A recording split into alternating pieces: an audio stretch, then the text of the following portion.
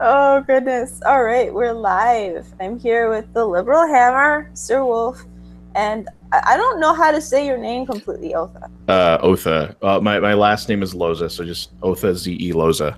Otha Z-E Loza. Do you guys want to plug your channels real quick? Nobody's watching yet, though. So one person's watching. I don't have the link for YouTube yet. Oh, there it is. Let me give it to you. I got it. I just went to Thorne's channel and copied the link. All right, so I'm gonna. Oh crap! I forgot to pop out the chat. I'm screwing it up already. Awesome, as per usual. We got another person, Little J Moxley. Hi, Little J. Yay, Monochrome Crew. So I have a bunch of articles that I've been collecting for the last week or so. And I'm going to let you guys pick which ones we start with. So the first one is the Cicero police shooting. Zinnia Jones' Playboy article. Or Google Diversity morning meetings. Oh, now you're roboting. This is all great. This is great. Me? Yeah, Thorne is roboting. Yeah. Great. That's lovely. Is it still bad? Oh, no, I passed. it's got better. It's got better again. Yeah, it happens to me once in a while. Where did I leave off? Wait, was it the diversity meeting or something like that? I think. Yeah, Google diversity meeting. Google Diversity morning meetings. I don't know. Let's just go in order, as far as I'm concerned.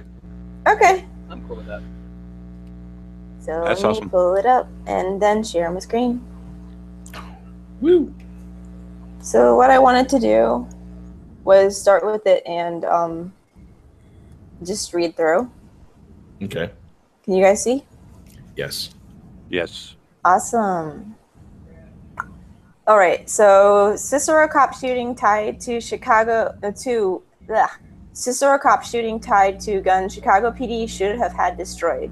Now, this is a program that Chicago had a couple of years back that was really controversial for a number of reasons, and this was one of the reasons that people were afraid that they were going to cycle back onto the street.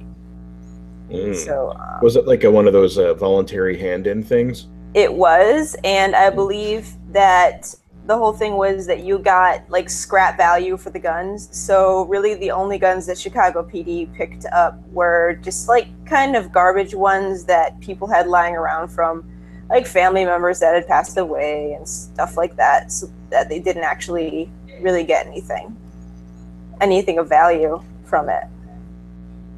Like no criminals turned in their guns in this program.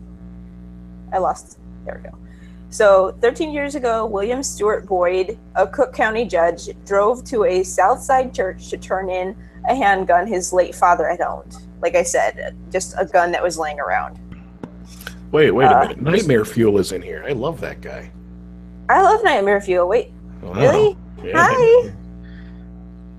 He's here to sexually harass everyone on the panel. A baby. Everyone? Promises. Everyone or just me? 'Cause I'm the only female. Okay. I don't know if my balls can handle the cold touch of a bony skeleton's hand. We're gonna make this weird. Sounds kind of kinky to me. Is that anything like a vampire's touch glove? Oh God, I think that would be more pleasant than a vampire. Though I do love the Alice Cooper song, I Love the Dead. Yes, me too. All right. The Chicago Police Department was accepting guns as part of a buyback program meant to take weapons off the street and help make the city safer. Boyd, who hears domestic relations cases, brought them his father's .38 caliber Smith & Wesson revolver, serial number J515268. He remembers handing it to plainclothes officers who wore their badges and service weapons on their belts. Under the buyback program, they, in turn, gave him a prepaid Visa card. It was for less than $100. I said it was just a scrap value, basically. For the police recover thousands of guns every year, many of them through buyback programs like this, as well as confiscating weapons seized during arrests. More than 5,000 guns so far this year alone. The guns are supposed to be destroyed, but the gun Judge Boyd took in somehow wasn't. Instead, it turned up 8 years later next to the body of a young man who was shot to death by a Cicero police officer. So for anybody that's not aware, Cicero is one of the cities that is immediately bordering Chicago. Mm-hmm. They share a border. Yeah, I've been there. The cop, Officer Donald Garrity, who records show had a history of discipline problems, is now out of the suburban department and collecting a disability pension as a result of post-traumatic stress he blames on the shooting. Oh, dear. Okay, I'm just going to stop there and say that if Officer Garrity is that bothered by shooting people, maybe he should not have become a police officer. Because, I mean, that is a possibility when you become a police officer, that you may have to shoot someone. Yes? Yeah, well, yeah. That's silly. I'm sorry, I just find that extremely silly for some reason.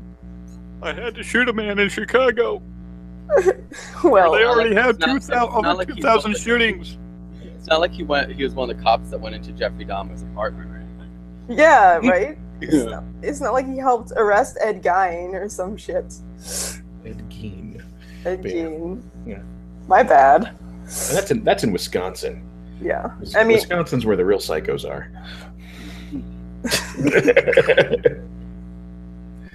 But Nightmare Fuel says feminists love me. Feminists love to hate you, maybe. Well, that's because when he said he was going to sexually harass everyone, I told him that I was going to call feminist on him.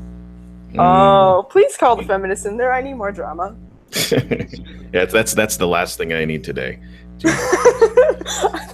I think Otha might just fucking lose it if he gets any more drama today. All he did was post a picture and everybody lost their fucking mind. Yep.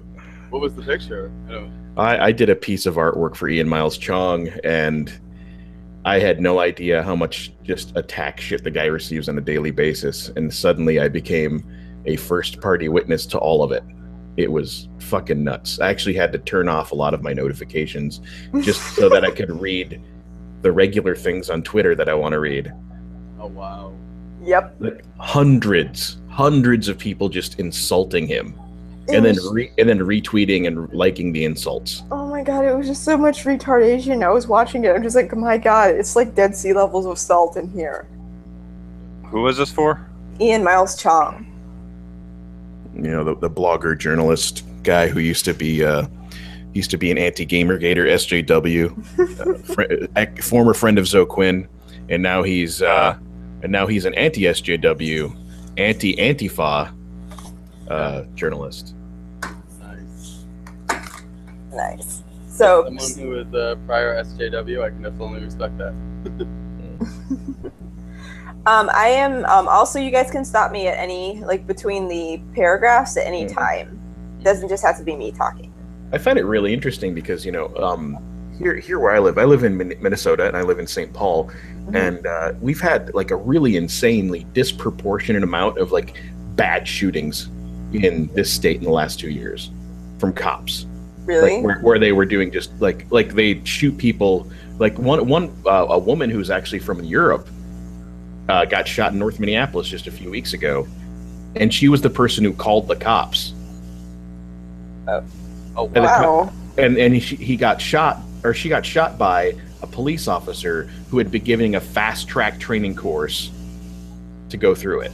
Oh yeah, that become always a police officer. And he's jumpy as fuck, and people were putting up signs around the city that said something like beware of police, they have jumpy trigger fingers or something. Or they're scared easily. And it's I'm not. Yeah, it's very strange to me that you'd be a police officer and have have that attitude. And is this the guy? Is that the police officer right there with the bow tie, or who's that? No, that's the judge. Okay, I was gonna say that's the cop. I was about to say he looks a little old. The mental breakdown. No, it's I will say these exchange programs are kind of very foreign to me. I mean, I'm not from a city environment. I'm from the country, And out where I'm from, guns are inherited. Actually, my husband's family, well, my mother-in-law, she inherited, how many guns was the baby? Yeah, she inherited a number of guns from his grandfather. And they even have some old school guns, like we're going back to what, like Civil War, I think. So, Wow. Yeah. Yeah, a musket. So they actually have a musket. So out where I'm from, like everything, all the guns just get handed down in generation. No one really turns them in anywhere. And Right. and I mean, and as you said, I mean, I kind of think of these programs like I think when I see those cell phone recycling booths. I mean, no one is actually going to turn in a gun that they're using. Just like no one's going to turn in a phone that they're currently using to one of those cell phone recycling booths. I mean, I don't know. It's just a very foreign thing to me personally. Here it's like a little bit, the culture is very different because, you know, in the history of Chicago, for a good chunk of history, if you owned a gun, you were most likely either a police officer or a criminal. Mm-hmm. And there's not like hunting, and that's the gun culture here. And the suburban sprawl of the first and second ring around Chicago is so gigantic that you don't get into anything resembling a rural hunting culture until you get way, way out. Yeah, you get to horse farms and stuff until you before you get into places where you can actually hunt. Somebody's got some real bad. Yeah, there's some crazy noise going on. Yeah. I think it might be you, Liberal Hammer. I was gonna say I wasn't even talking. I know, but can you mute it? Yeah, mute when you're not talking. Okay. One moment. There we go. Oh Yep, yeah, there we Commander is in the chat, and he was saying he tweeted the sign about trigger-happy police officers, and he thinks that that's probably the same sign. Yeah, that's the same sign, the trigger-happy police officers. Yeah. Yeah, which I found pretty funny because, you know, I don't think Black Lives Matter is doing anything great, but I also am not going to sit around and defend cops. No, yeah. If you're, I'm not gonna like worship you because you wear a uniform. I'm sorry. Yeah. You know, it's a point in your favor, but I'm not gonna blindly worship you. Mm-hmm. All right. So I'm gonna continue. How did a gun Chicago cops were supposed to have kept in a locked custody room and then destroyed end up all those years later at the scene of a police shooting in Cicero on a patch of pavement next to the body of a 22-year-old Latin Counts gang member named Cesar A. Munev? I'm assuming, I don't speak Spanish. That's something that Boyd, a judge for nearly 20 years, would like to know. I'm doing the right thing, he says, and in the process, someone didn't do what they were supposed to do. That calls into question the process. What's happening after you turn these weapons in? Looks like the next Doctor Who. He does. He could definitely be the next Doctor Who. Yeah. American Doctor Who. American Time. Man, maybe the worst idea ever. Run away. Possibly, yes. Police departments in Harvey, Elmwood Park, and Dolton all have had guns vanish in recent years.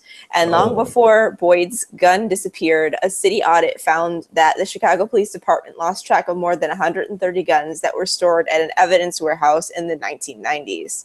4 of those later were seized during arrests. Like, this is not an isolated thing. Can I make a prediction? And this sounds like it would be a great movie plot. Police corruption involving seized guns where they resell them to criminals. Right? At a profit. You think that's what's happening?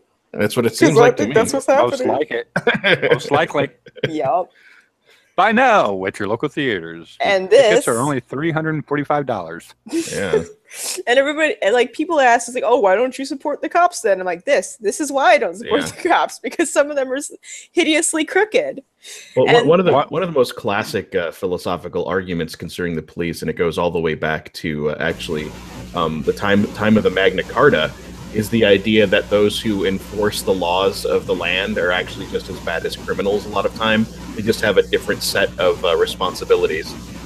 Mm-hmm. I kind of Go ahead. Go ahead, Hammer. I was just gonna say it's interesting because like out where I'm from, like we had like maybe there was the sheriff and then like 2 deputies, and that's pretty much the police work. But where I'm living now, where my husband and I are living now, we're living in a city where apparently, like almost 2 decades ago, I believe, I forget exactly how long ago it was, the entire police force was fired. The entire police force was found to be crooked. Do you live in New Orleans? No. Okay, because that actually happened in New Orleans. I actually live in one of the top 15 most dangerous small cities in the country right now. Grand Rapids. I go there. I do carry a weapon on my person. Oh. Uh-oh. He froze out. Frozen. Oh, that sucks. Oh, no. What I was going to say is I live in a really, really small town, and one of the cops here got indicted for selling government equipment. Oh, man. It's that easy fucking payday you get from, being given military hardware by the government. He didn't sell guns. He sold trailers and other stuff. And yeah. Wow. Fun. Wow. And it's like Chicago's had a long history of this. We're the lovely city that gave everybody John Birch. Mm-hmm. So yeah. Oh, and Mayor Daley too. He was a hilarious guy because he's a right-wing Republican. He was mayor during the '68 Democratic Convention riots. And one of the things he got on, and I've used this a couple of times and things because I think it's one of the most hilarious things ever, is he actually got on television or the radio or something and admitted that the purpose of the police is to actually maintain disorder, to protect the rich from having to deal with the rabble. Like, it's really ridiculous, and it was really intense. I don't know. I don't know. By Liberal Hammer. Oh. Hey. Also, alrighty. Where was I? Oh. Yeah, you were Internal Affairs? Yep. Now the Chicago Department has opened up an internal affairs investigation into how the judge's revolver ended up in Cicero. Something police spokesman Anthony Guglielmi calls extremely abnormal and troublesome. I don't think it is abnormal. So, there's a guy that lives in the rehab center that's near me, and I talked to him while I was walking the dog, and we ended up talking for an hour. He used to be a Crip in Chicago during the 80s, and he said that they would as in a gang member. Yeah, Crip. Yeah. You said Crip. Sorry. That's right. And he said that they used to find just boxes of guns in the alley, and I thought he was full of shit. And then I started looking into it, and now I kind of agree. And now I'm kind of thinking there might be something to that. Wow. Maybe the cops are trying to ensure that their jobs can exist. They're trying to justify their jobs by giving the guns back. Right? Well, if we actually bring the crime down, we'll make it laid off. Yeah, they'll lose their jobs, won't they? Yeah. Whatever happened to keep the gun from being destroyed? Yunus' family members believe they know how it ended up next to his body. It was planted there by a Cicero police officer to cover up an unjustified shooting by a cop of an unarmed man, according to a civil rights lawsuit the family filed in federal court. Oh. I don't know much about this guy. I mean, maybe, possibly, we'll see. It could be. I mean, we don't know where the gun came from, and it was supposed to be destroyed. So that also sounds like some dark-ass movie plot shit. Yeah, and I mean, like, if I can keep my tinfoil hat on, it was last in police custody. Yeah. Now, after 5 years of litigation, Cicero officials are poised to pay the family $3.5 million to settle their case. The Cicero Town Council agreed earlier this month to approve the settlement. Wait, somebody shoot me in the knee and say the cops did it. Oh, and is expected to take a final vote soon. John, God, these Levy. Names. Levy. John Loiby. It's Levy. Levy? Yep. The Muniv family attorney questions how the Chicago police could have allowed the gun Boyd turned in to have escaped destruction. The guy is dead. We can't ask him, Levy says of the gun. But thank you. Thank you, Captain Obvious. Go back up to that photo of his face. Thank you, Captain Obvious. The guy is dead. We can't ask him. Captain Obvious. He looks Jewish. Oh, yeah. His name's Levy. Oh, yeah. He's Jewish. He's totally Jewish. Of course he is. But we do know it was last seen in the possession of law enforcement. Yeah, that's so shady. Though the town of Cicero is settling the case, officials have denied in court filings that the police used the gun as a throwdown to justify shooting Munev. Garrity, the now former Cicero cop who shot him, who could not handle shooting someone, didn't respond to interview requests, nor did an officer who was there with Garrity that day in July 2012. Garrity's lawyer, Craig Tobin, says Munev got the gun from another member of the Latin Counts gang and that his client didn't plant it. It sounds like the one officer is having a guilt complex. Uh-huh. Mm-hmm. Sounds like he can't handle what he did, whatever that was. And this Craig Tobin guy, lizard people confirmed. Jesus Christ. Look at his face. Look at his face. Look at He doesn't look like a real person. His skin looks fake. It doesn't look like he's wearing a mask. He looks like a shitty comic book horror character. He does. He looks like she'd be in Sin City. It looks like he's related to John Jameson. Who? Peter Parker's boss in Spider-Man. Oh, J. Jonah Jameson. Yeah. Yes, J. Jonah Jameson. Yep. The revolver's long journey began 40 years ago. That's when Boyd bought it for his father. He wanted him to feel safer, the judge said in a June 29 affidavit in the federal case.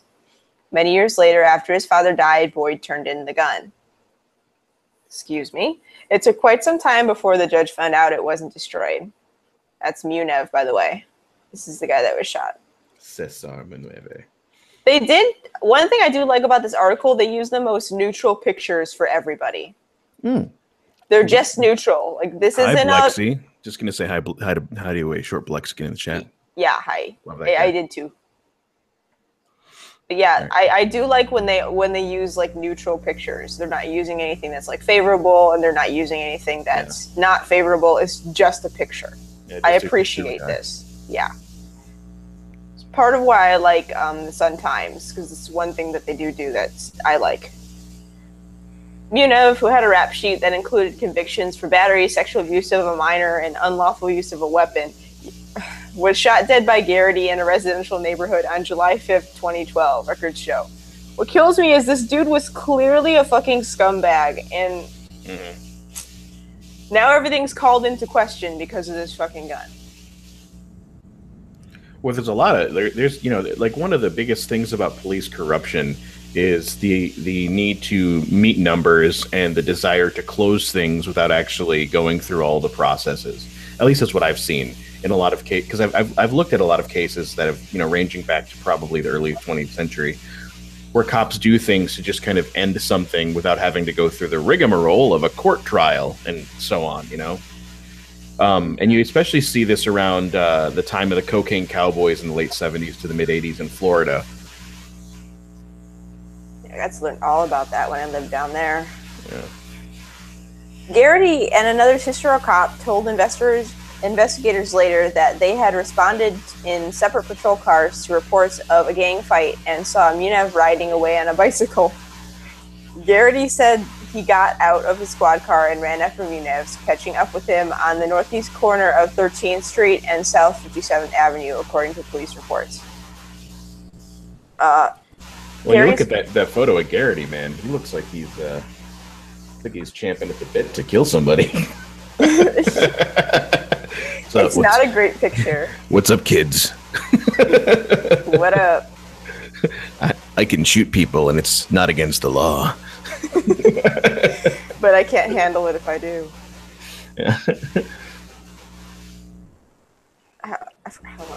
This one is a longer article. We can keep reading if you want. Yeah, no, you're right. You're right here at Garrity told investigators. Garrity told investigators he saw Munev aim the gun at the windshield of a white unmarked police car being driven by the other officer, Dominic Shulo. Garrity said he ordered the young man to drop the gun, and Munev didn't, so he shot them. So he shot him. If I can speak properly. That sounds really clean cut, and then all of a sudden you get this fucking gun in there. Liberal Hammer, you have to mute. Yeah. It sounds like really bad industrial music at a distance coming through like a tin can or something. It's weird. It's bad, yeah. But like I said, if this was a good shoot, it just drives me crazy because like, how the fuck did this gun get here? And now, because we get $3.5 million out of my fucking tax money. I thought it was 5.5. I think it was 3.5. I could have read it wrong. But it was also done as a settlement instead of. Yeah, they settled. Instead of actually like going through the rest of the trial, which suggests to me there's something they don't want coming out. No kidding. Definitely not good optics. No, it's not good at all. Days after the shooting, Shulo told the Illinois State Police, which routinely investigates police-involved shootings in suburban Cook County, he was staring straight down the barrel of a handgun. He said Muniv was holding it in his left hand. Separately, Shulo told his own department he was going to shoot me through the window. If it wasn't for Garrity, he would have shot me right through the glass. The Cook County Medical Examiner's Office found that Muniv was killed by a gunshot wound to the back.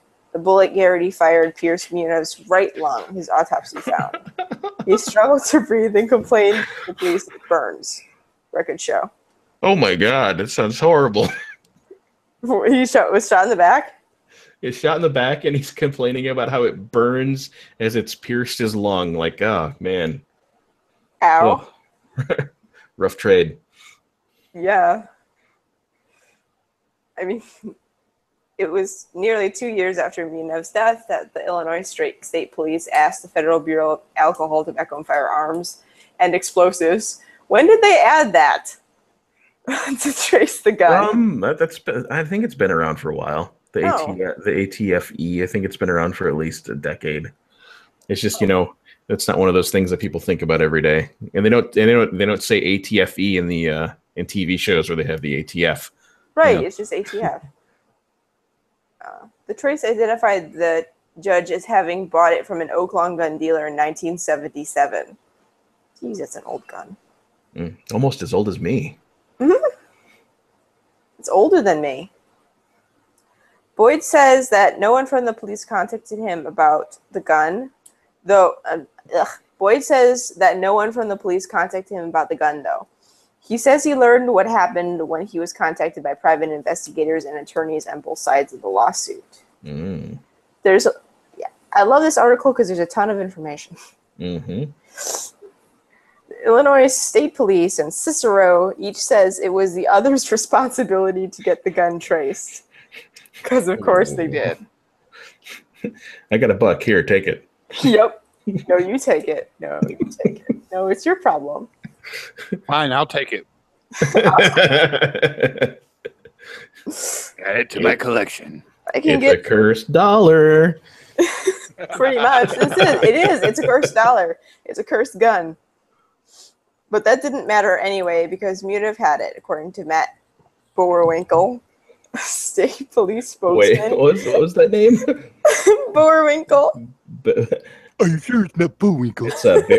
It's Bearwinkle. OE actually translates to an A sound. Bear? Okay. Bearwinkle. That's my cousin. Yeah. A state police spokesman who says his agency stands by its findings that Muniv pointed the gun at Garrity before being shot. Anybody? I didn't realize how long this. I didn't remember how long this article was. Don't worry about it. Okay. Anybody could allege anything after the fact and file a lawsuit. Bearwinkle says of the allegations, the gun was planted near Muniv's body by police. Yes, that's why it's an allegation. That's pretty much the meaning of an allegation.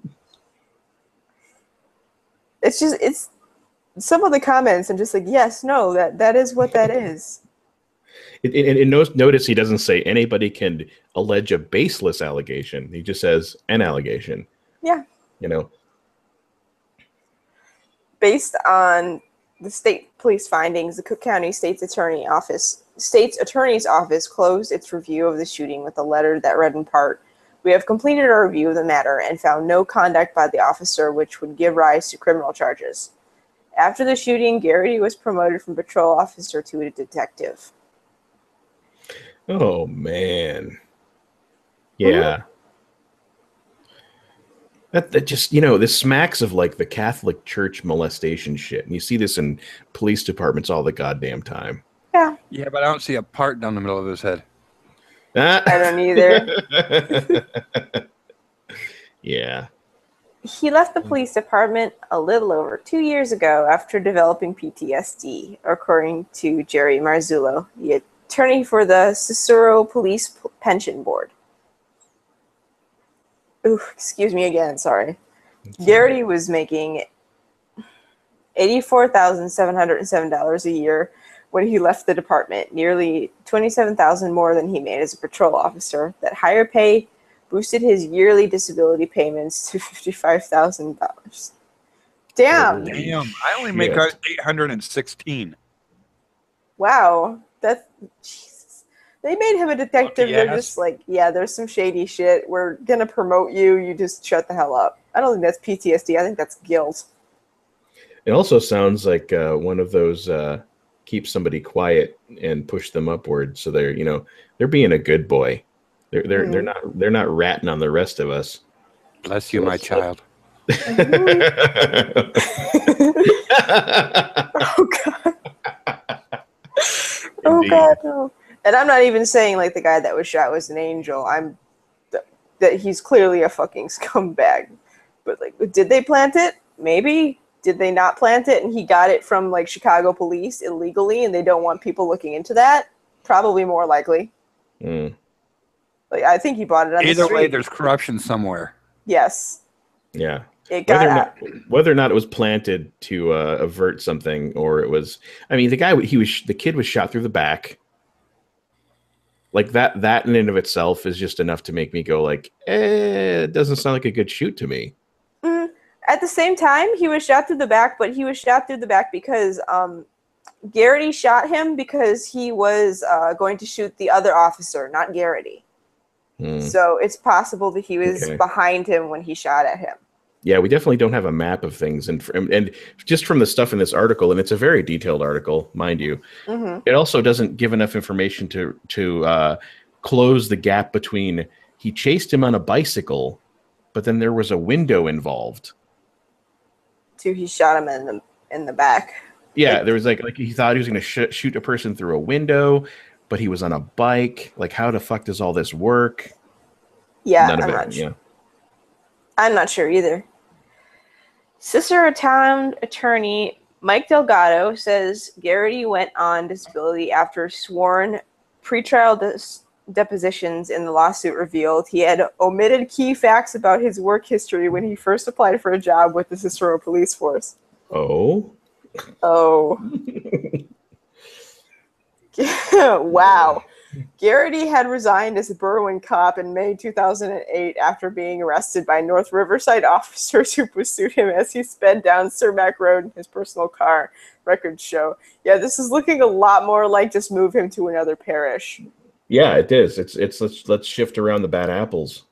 Pretty much, yeah. Back about 2004 in Minneapolis, there was an off-duty cop who, on a drunken night in the middle of winter, was in downtown, right near where the what we call the sardine tin row, where it's just like tons and tons of like nightclubs where people are just packed in together like fucking crazy and they're just being idiots.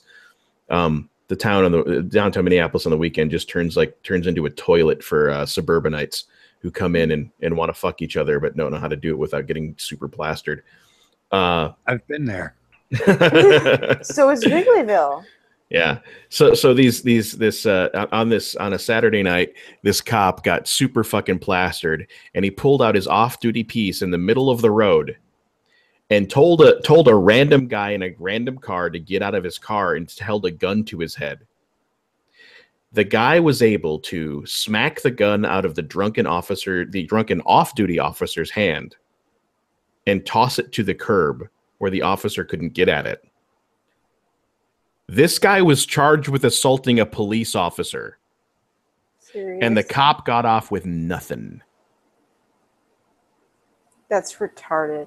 This cop was off duty. He was hammered, and he stood in traffic trying to stop cars. And finally, when he was able to, because the guy didn't want to run over a dude with a gun or something, I don't know, The guy who stopped and was able to get the gun out of the cop's hand was charged with assaulting a police officer. This is the kind of weird shit, like, you know, that makes me not be able to take sides on a lot of these issues when it comes to, like, well, if just because one person's bad doesn't it means another person's good. No, because a lot of the anti-police protesters are pieces of shit, but it doesn't make the cops good people. Yeah, the police is a case of one bad apple spoils the bunch. Oh yeah.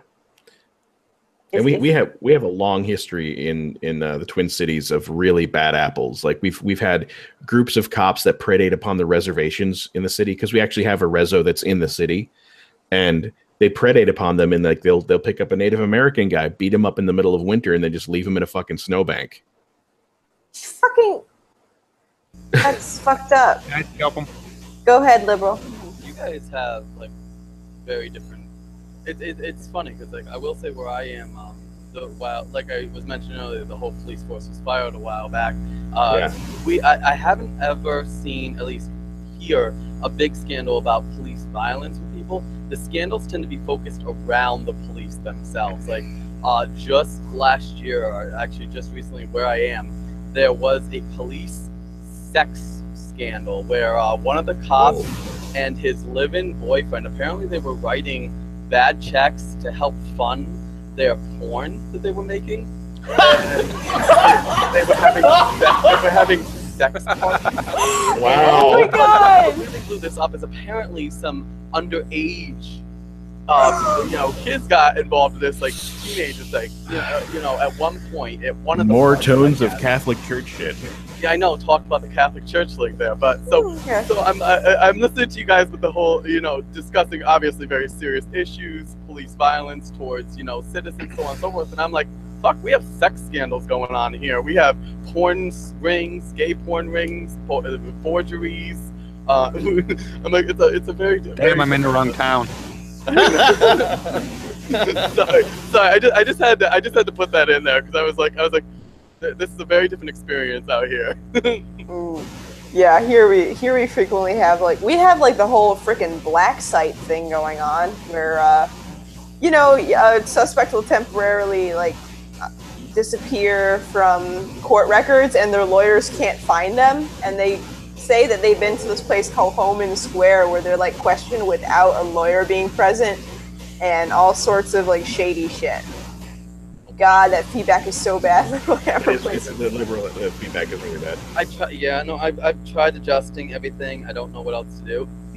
Yeah, I just think you probably, I don't know what it is, but it's definitely something having to do with the sound, because it's like every time somebody talks, there's this water in a bucket sound. There's reverberation, water in a bucket sound. It does sound like someone's filling a metal bucket with water. And that's the thing. Weird thing is, I'm not hearing anything. You might want to check your feed in your settings. That might help. You're good. See if you can fix it up. Please mute it though. Thank you.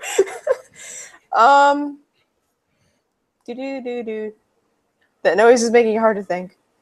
Oh yeah. So basically, and this reminds me of when I first moved to Miami. Right before I moved there was a case of a Miami police officer that pulled over, I think, he was a Florida state trooper that pulled over a Coral Gables police officer who was off duty, and he was going 120 miles an hour, just flying down the interstate. And she knew he was a police officer. She arrested him anyway. And so she's an example of one of the good ones. She was forced to move out of the state of Florida because she got death threats and her cruiser on the outside and inside covered in human feces. Oh, Jesus Christ. Yeah, they basically drove her out of the state. Oh, man. So it's the one good, and there's good police officers that actually want to serve the community, and they just get screwed. It's barbaric.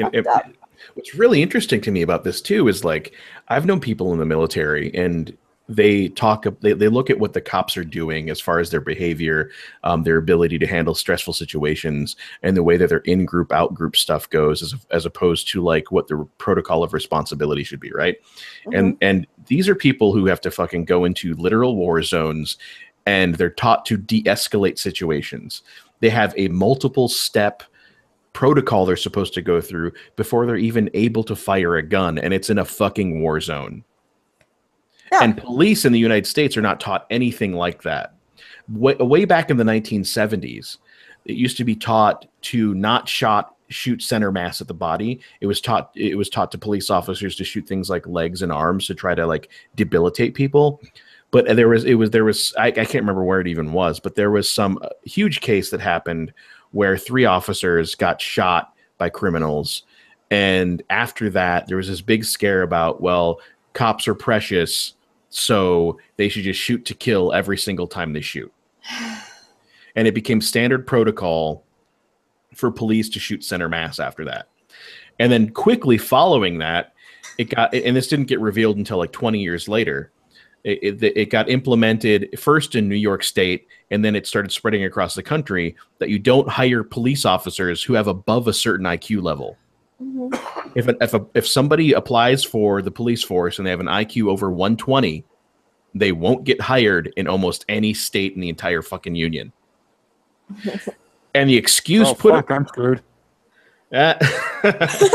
The excuse put forward by this is that smart people will get bored on the job. That's basically the paraphrase of what happened when this got leaked to the public, that they have this IQ cap. Yeah, we'd rather have idiots that want to go out and play soldier. Yeah, and it's playing soldier. They don't actually have the training to actually be a soldier. And former soldiers who go into the police force end up feeling like really fucking weird, you know? And then you end up with police officers, like you lower the standards so much, like there's a lot of good police officers, granted. Mm-hmm. But then you lower the standards so much, you get people like, I can't remember her name. I always have to look it up. But she was in New Orleans in the 90s, and she guarded like a restaurant on her off duty and decided she wanted to rob the place. So she actually robbed the place after hours, and she executed 2 of the owners behind the fucking counter. Oh my fucking God. See what I'm talking about with like the people who become police officers by and large end up being a lot like criminals that they're supposed to be arresting. Yeah. And she ended up shooting one of the police officers that responded to it too. Jesus Christ. Yeah, there's 2 people on death row in Louisiana. She's one of them.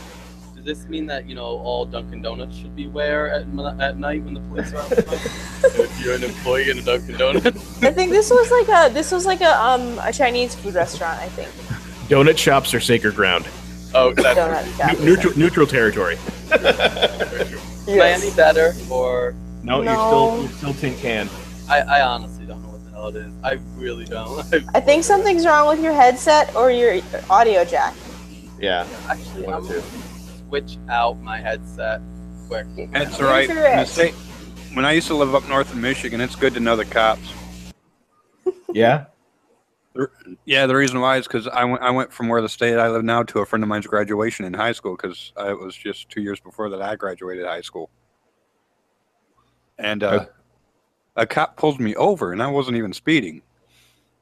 He opens up my passenger door, sits down, opens up my glove box, pulls out my weed, and starts rolling up a joint. Ah! That's fantastic. Then I look at him. I'm like, when did you become a cop? Wow. Well, one of the cops that I've known best in the Twin Cities, he actually used to be a gutter punk. And he used to be a sharp skinhead before he was even a gutter punk. And he went through the training. In our state, I think you have to go through 2 years of school to get like some sort of minimal law qualification, like all kinds of stuff like that. He got about 4 years into being a cop. He was up for a sergeant promotion after being a radio car driver. And he quit because he wasn't willing to be corrupt and violent, because he was actually an idealist about being a cop. Yeah, he was actually a good cop, probably. Yeah, and evidently, in the MPD back then, it was, and probably now, I don't know, but in the MPD back then, it was basically supposed that, or assumed, I should say, that anyone joining the police force was really down with all the fucking weird shit that they would do as far as initiation rites, which were all involved violence against citizens. Like, the things the guy told me were just fucking frightening. I get angry because there are good cops. There is this one case in Englewood. a police officer responded to a little girl that was wandering alone outside alone at night, and they figured out where she lived, and he found out that she lived there with her mom and like 4 other kids, and her mom worked like 3 jobs. She was exhausted and accidentally left the front door open. It was a fucking mistake. And she found they found out that the mom was sleeping on a mattress on the floor, and all the kids slept on the mattress with them because she couldn't afford any other furniture. He went out and bought all the kids beds, and she got reprimanded for it. What? Yeah, because he felt terrible that this mom's like struggling and she can't even fucking afford furniture. Oh no, a public servant feels compassion. Can't have that. I know, it's so badass. And that's another thing that I end up witnessing in our country a lot, is that the idea of being part of public service, working for the government in any capacity, you are a public servant.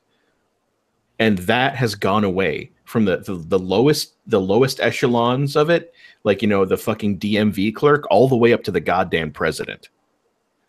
Like there hasn't been a president of the United States who's been a public servant since fucking Carter. And whether or not anyone likes Carter, at least he was humble enough to treat it like a job where he's serving the public. Yes. There hasn't been anyone since him that's been like that.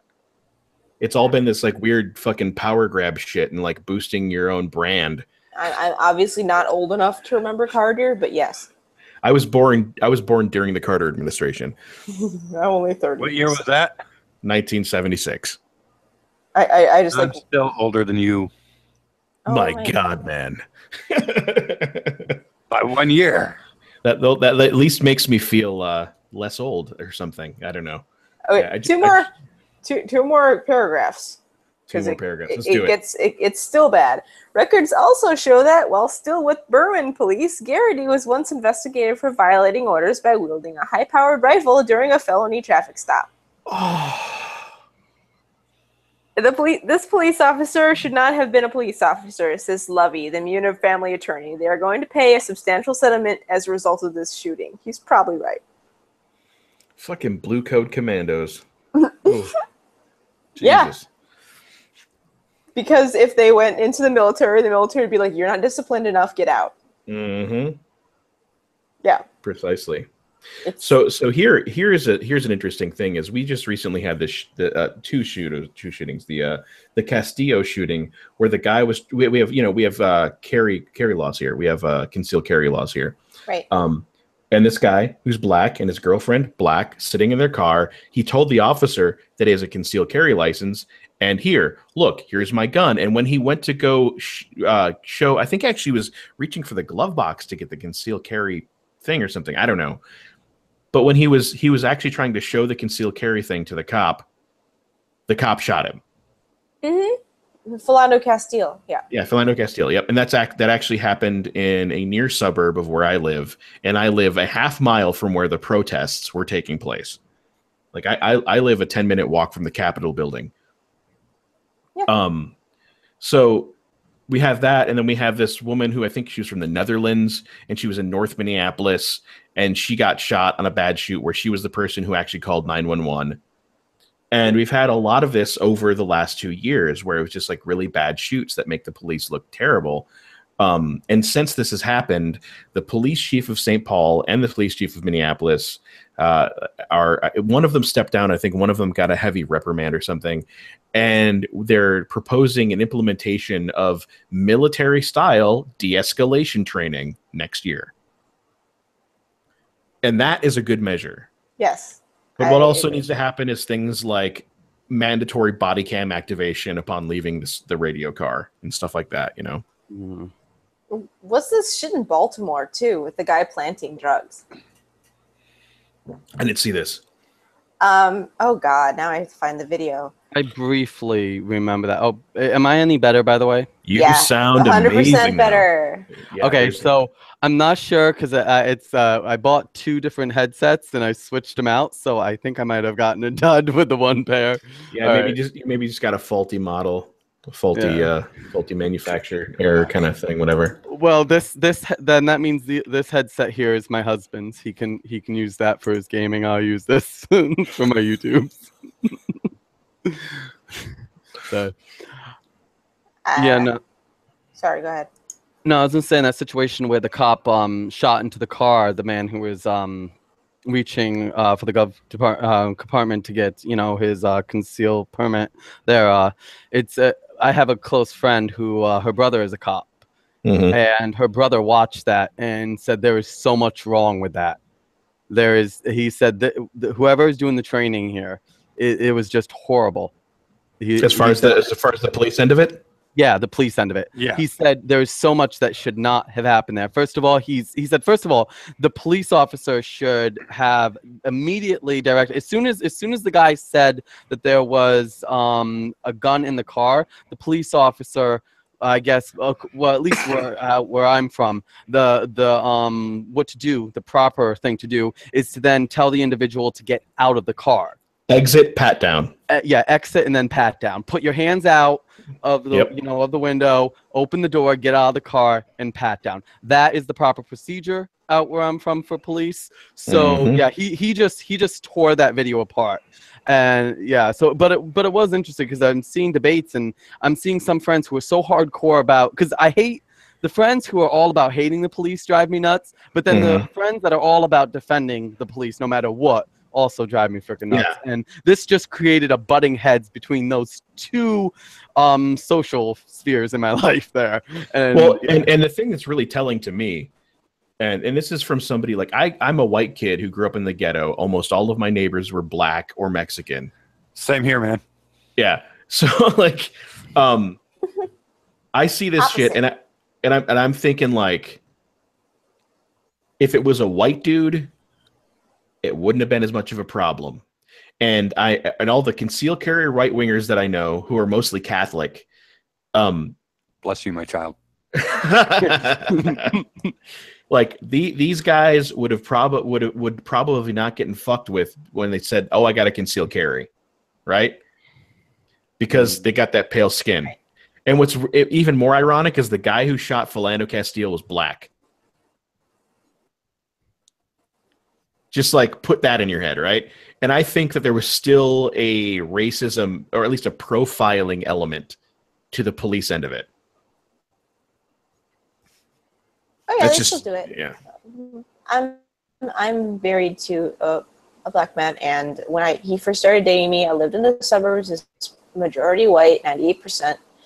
And at one point, he got stopped 3 times in one day in various towns. It's crazy. Tell you one thing, don't dress like a goth in Kentucky. You'd be walking down the road, a cop will pull you over. Oh, you look like a runaway that's been described. Okay, I'm 22. I'm able to walk down the road. Yeah, what you do around here, boy? You different. You different, boy. So I got a question for you guys, especially since I'm from the country, because this is a term that I never had heard. I heard of the term, driving while black. But one term I never heard of until I came to more of a city environment was walking while white in a predominant. Yeah, 5 minutes later, I got pulled over by another cop saying I look like the description of a robber. I'm like, so I'm a runaway robber, huh? No, walking while white in a low-income neighborhood. Yeah. That's a really interesting thing. Is because you get it from the cops and you get it from your neighbors.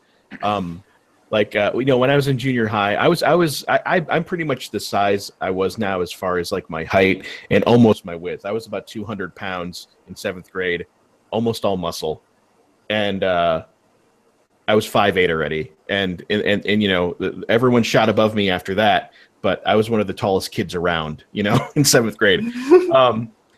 And then, but walking on the street, I would get assumed an adult all the time because I already had facial hair.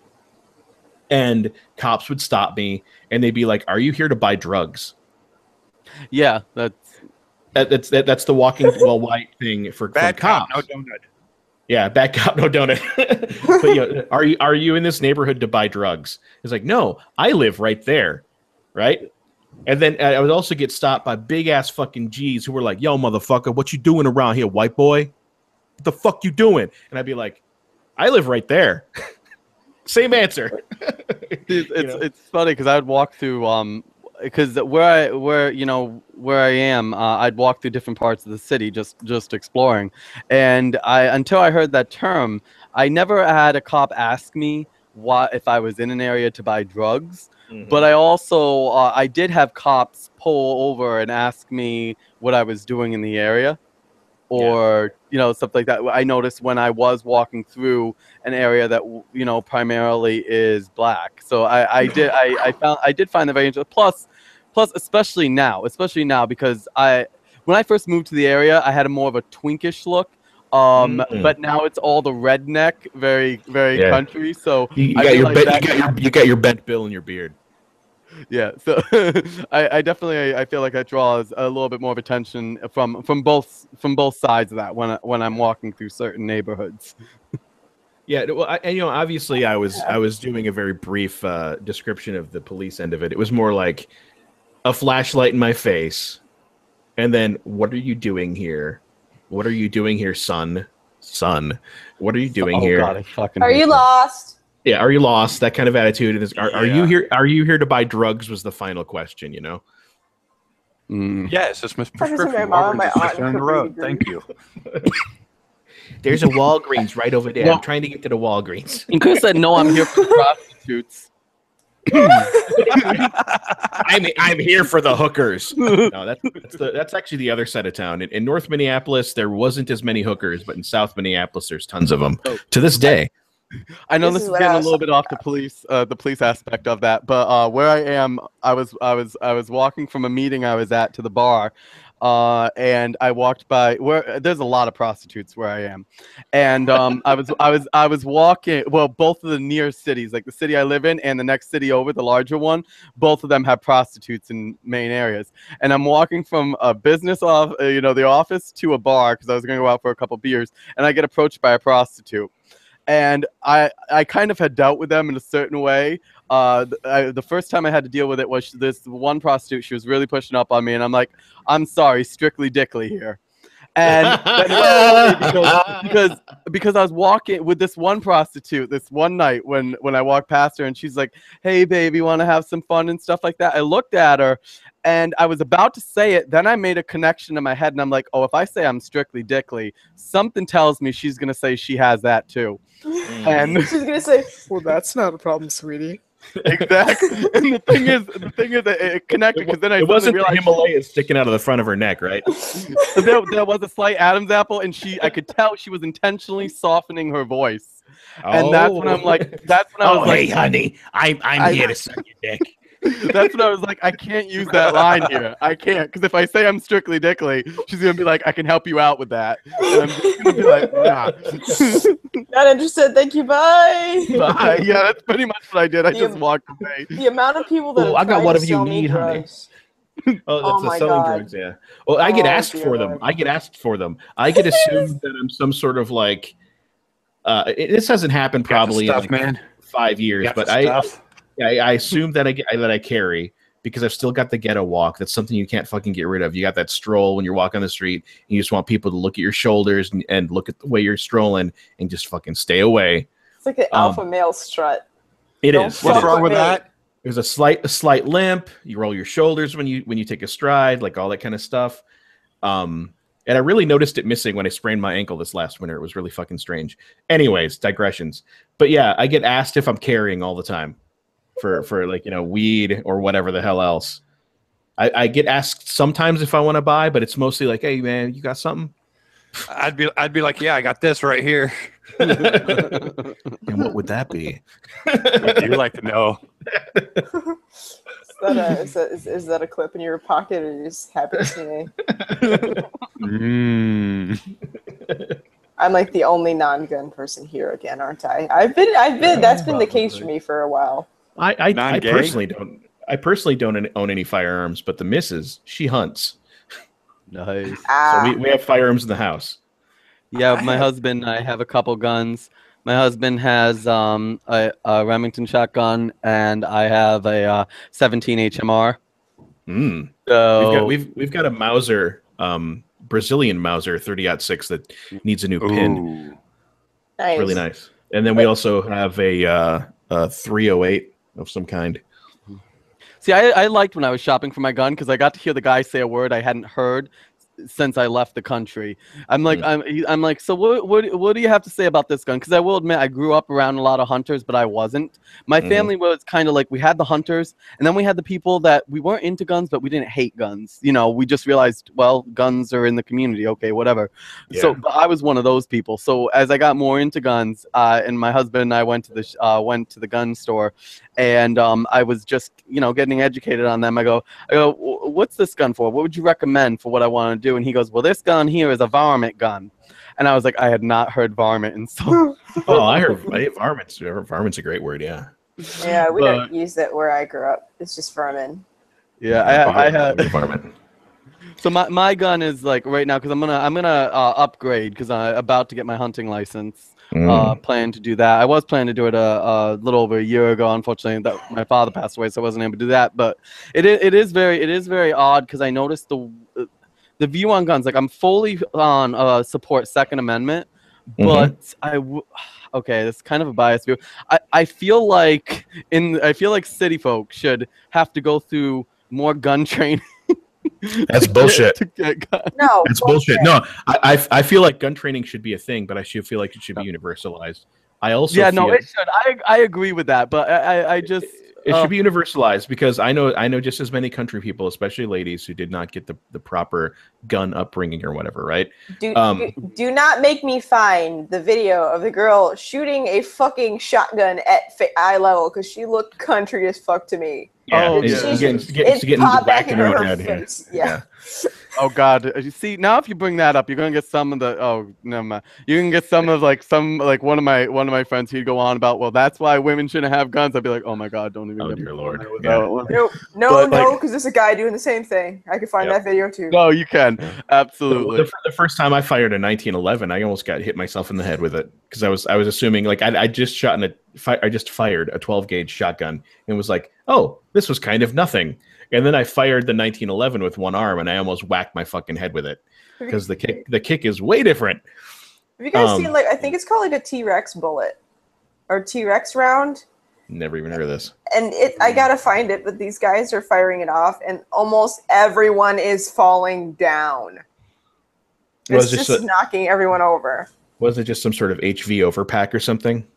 I don't know what that means. It was just high velocity overpack. It means probably. They put extra material in it to make the bullet go faster, which actually does a lot of wear and tear on the barrel. Well, I actually recently had a friend over, and I showed him my gun, and how he went to hold the gun was it was kind of amusing for me because I know you gotta firmly have it pressed against here, to help with that kickback. He held it up to where if he actually were to fire this gun, it would knock him in the face. Yeah. And I was just like, yeah, no. So yeah, I mean, it is across the board. I guess it's more. I know out in the country, there's in a few states, there's more pushing to have education, firearms education, even in schools. I think that's a great idea. The other side of it, though, the thing that as a city person. That I look at when I see this stuff is I think that interstate loopholes need to be fucking checked. They need to be fucking done. There needs to be some sort of federal law that gets rid of the ability to someone selling a gun out of their fucking trunk. It just needs to be gotten rid of. And mandatory evaluations and background checks. Just fucking mandatory across the board with no exceptions. Yeah. I can definitely agree with that, and that's where kind of the conflict comes from, because I have my friends on one side who are completely anti-gun, just like across the board, and then my other friends who basically think everyone should just be able to get a gun, even someone just out of a mental ward after a breakdown where they shot up a building. Somebody that literally said they were going to kill themselves should be able to get a gun. Someone who said pretty much. Oh, here's a gun as soon as you walk out of the clinic. The guy who says that nut jobs should be able to get guns whenever they want to is the guy you have to watch out for, because he's probably saying Kentucky. Oh my God. It's a Commonwealth, so you don't even have to do a background check. No, that's terrible. Fuck. That's terrible. Wow. That's your. Yeah, I remember. I guess my dad said in the '80s he knew some folks that would actually just go to the South and get guns and traffic them back up to Illinois. From Commonwealths. Yeah, from the Commonwealths, from like Kentucky, because it was so easy to get a gun there. Get me out! They don't let us drink on Sundays. Help. But I'm in a state that has very strict gun laws, so it's an interesting conversation to have. Because out where I'm from, everyone's against the gun laws, and then near where I am, basically everyone's for them, and so it is a very interesting. Like I like I said, I fall in the middle. Like out where I'm from, guns are used mainly for hunting. There are some sportsman events, but mainly it's hunting, and there are families that still to this day out where I'm from survive off from what they hunt, during the season. So I have that aspect. However, I do have friends that are like, well, why does the average person doesn't need a machine gun, basically, So I don't know. Yeah, as far as that goes, like I'm fine with the idea of someone owning a fully automatic rifle, but I also think that it should be something that's really hard to get a hold of. Mm-hmm. I'm ex-military. Could that help? Yes. Yeah, absolutely. Well, I mean, if you think about it, and you compare that idea to like cars, there's different types of licenses for different types of vehicles. Mm-hmm. So a more advanced weapon would be requiring a higher license. Yeah, that would more training. You need more training. Exactly. What you talking about, commie?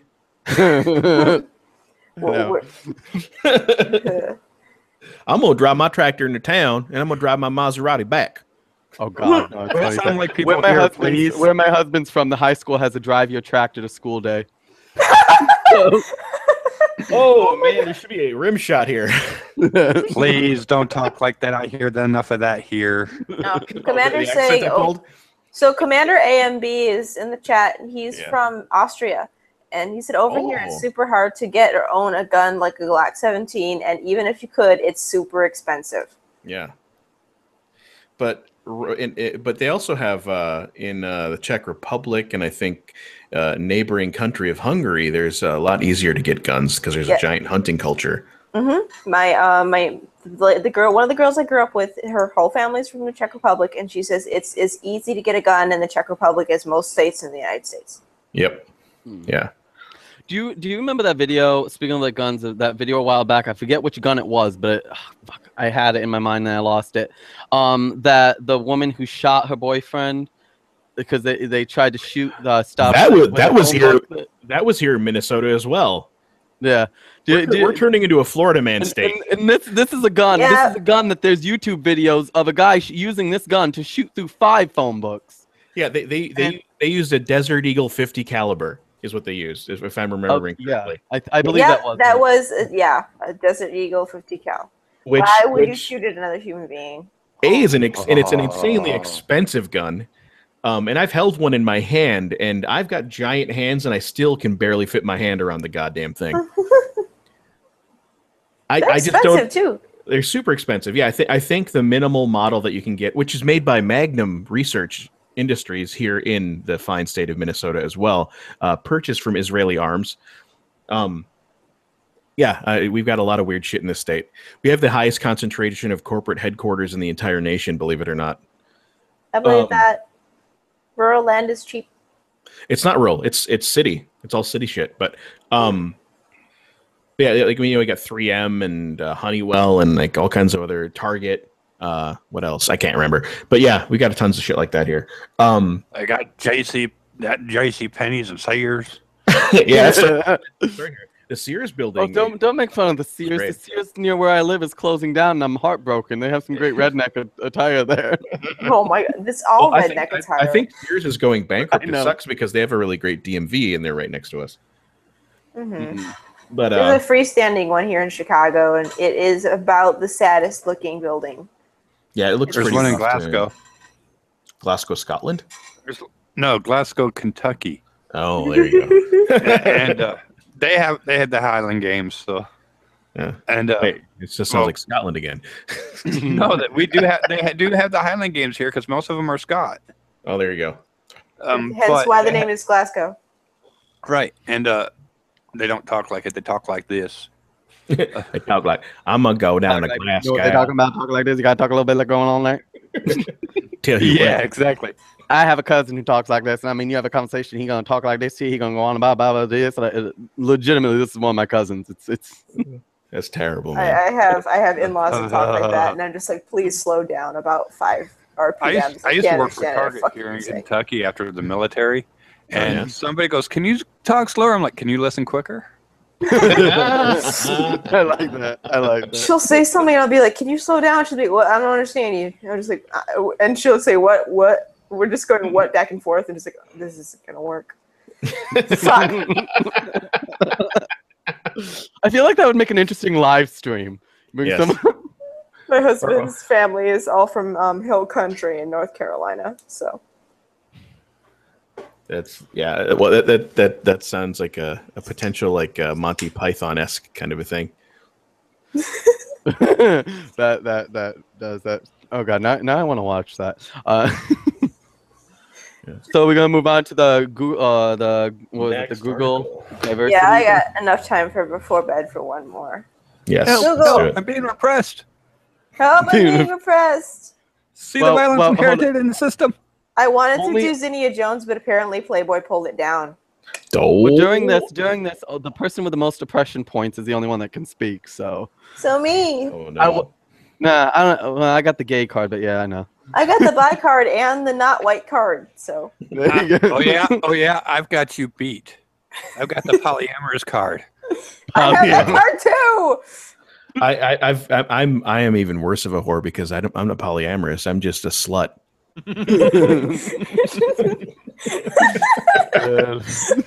I don't even bring love into the equation. It's just hedonism. See, when I think of that, I'll let you have that throne again. I used to have it, but I'll let you have that throne. I've never had that one. when I think of like that whole like pansexual poly whatever the heck, I think of like a skit that Margaret Cho did where she was like talking about her own sexuality and she's like, "Am I gay? Am I straight? Oh, I know, I'm just slutty." Yeah. No, I have 2 girlfriends. Mm. I haven't had that for a while, but yeah, Me neither. not for a little bit. Okay, so Google cancels meeting on diversity, citing safety concerns for employees. Oh, fuck you, Wall Street Journal. I don't want to sign in. It's one of those. No, I don't want to dang subscribe it. to the Wall Street Journal. I God damn it. know. Do I have to? And you had it earlier or something? Yeah, it Well, went away. I think You the Wall should've- you Street should've Journal copied the does text. it. Refresh I it. know. Yeah, refresh it. I'd say refresh it because I know I forget which one it is. Only gives me a certain number of views a month. New York Times. Yeah, New York Times. What Times is that? I don't remember which one did that. I used to have a subscription to New York Times way Son of a back in the bitch. day. Who needs Does safe anybody spaces? have a subscription or whatever? 'Cause I Nope. don't want to sign up to No, them. Well, unfortunately, I'm not I reading don't. this shit then. Can you send me the link to it? Yes. DM Son me of a the link. bitch. They'll probably let you. Yeah. Exactly, because I haven't looked at the Wall Street Journal in forever. Son of a. I think I didn't even actually. think of that. used I up my didn't think number I had myself. either. Robot. Yep. Danger, Will Robinson. Danger. Danger, Will Robinson. Twitter. You will be exterminated. Exterminate. Exterminate. When I'm really on, I can do an Wall Street Optimus Prime Journal. I don't impression. even read you. Do it. Sorry, Twitter's fault because Roll it's out. Yeah. I can do a Megatron pretty well, though. Starscream. You're an Oh idiot. yeah. Try this one out. I froze again, didn't I? But sire, we have to kill the Autobots. I'm going to destroy this miserable planet because it disrupts my view of Venus. The This should have been an Q73 earth-shattering kaboom. Yeah, I love Marvin. Boom. God. I guess I'm back. You're back? All right. Yeah. Did you DM me the thingamajig? Where'd you go? I tried to, and then, I don't know, Twitter's being retarded. Oh. There we go. Tried the side chat. Ooh, there we go. I did it. No.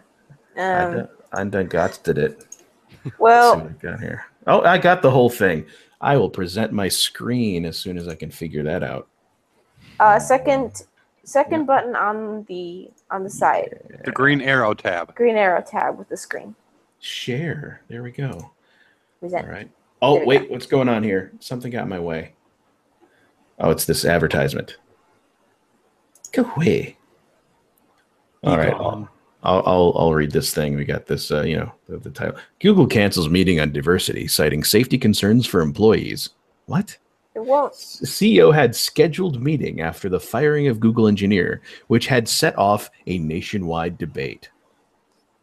There's a photo of people entering the Google campus. At least they didn't call it a manifesto. Yeah, exactly.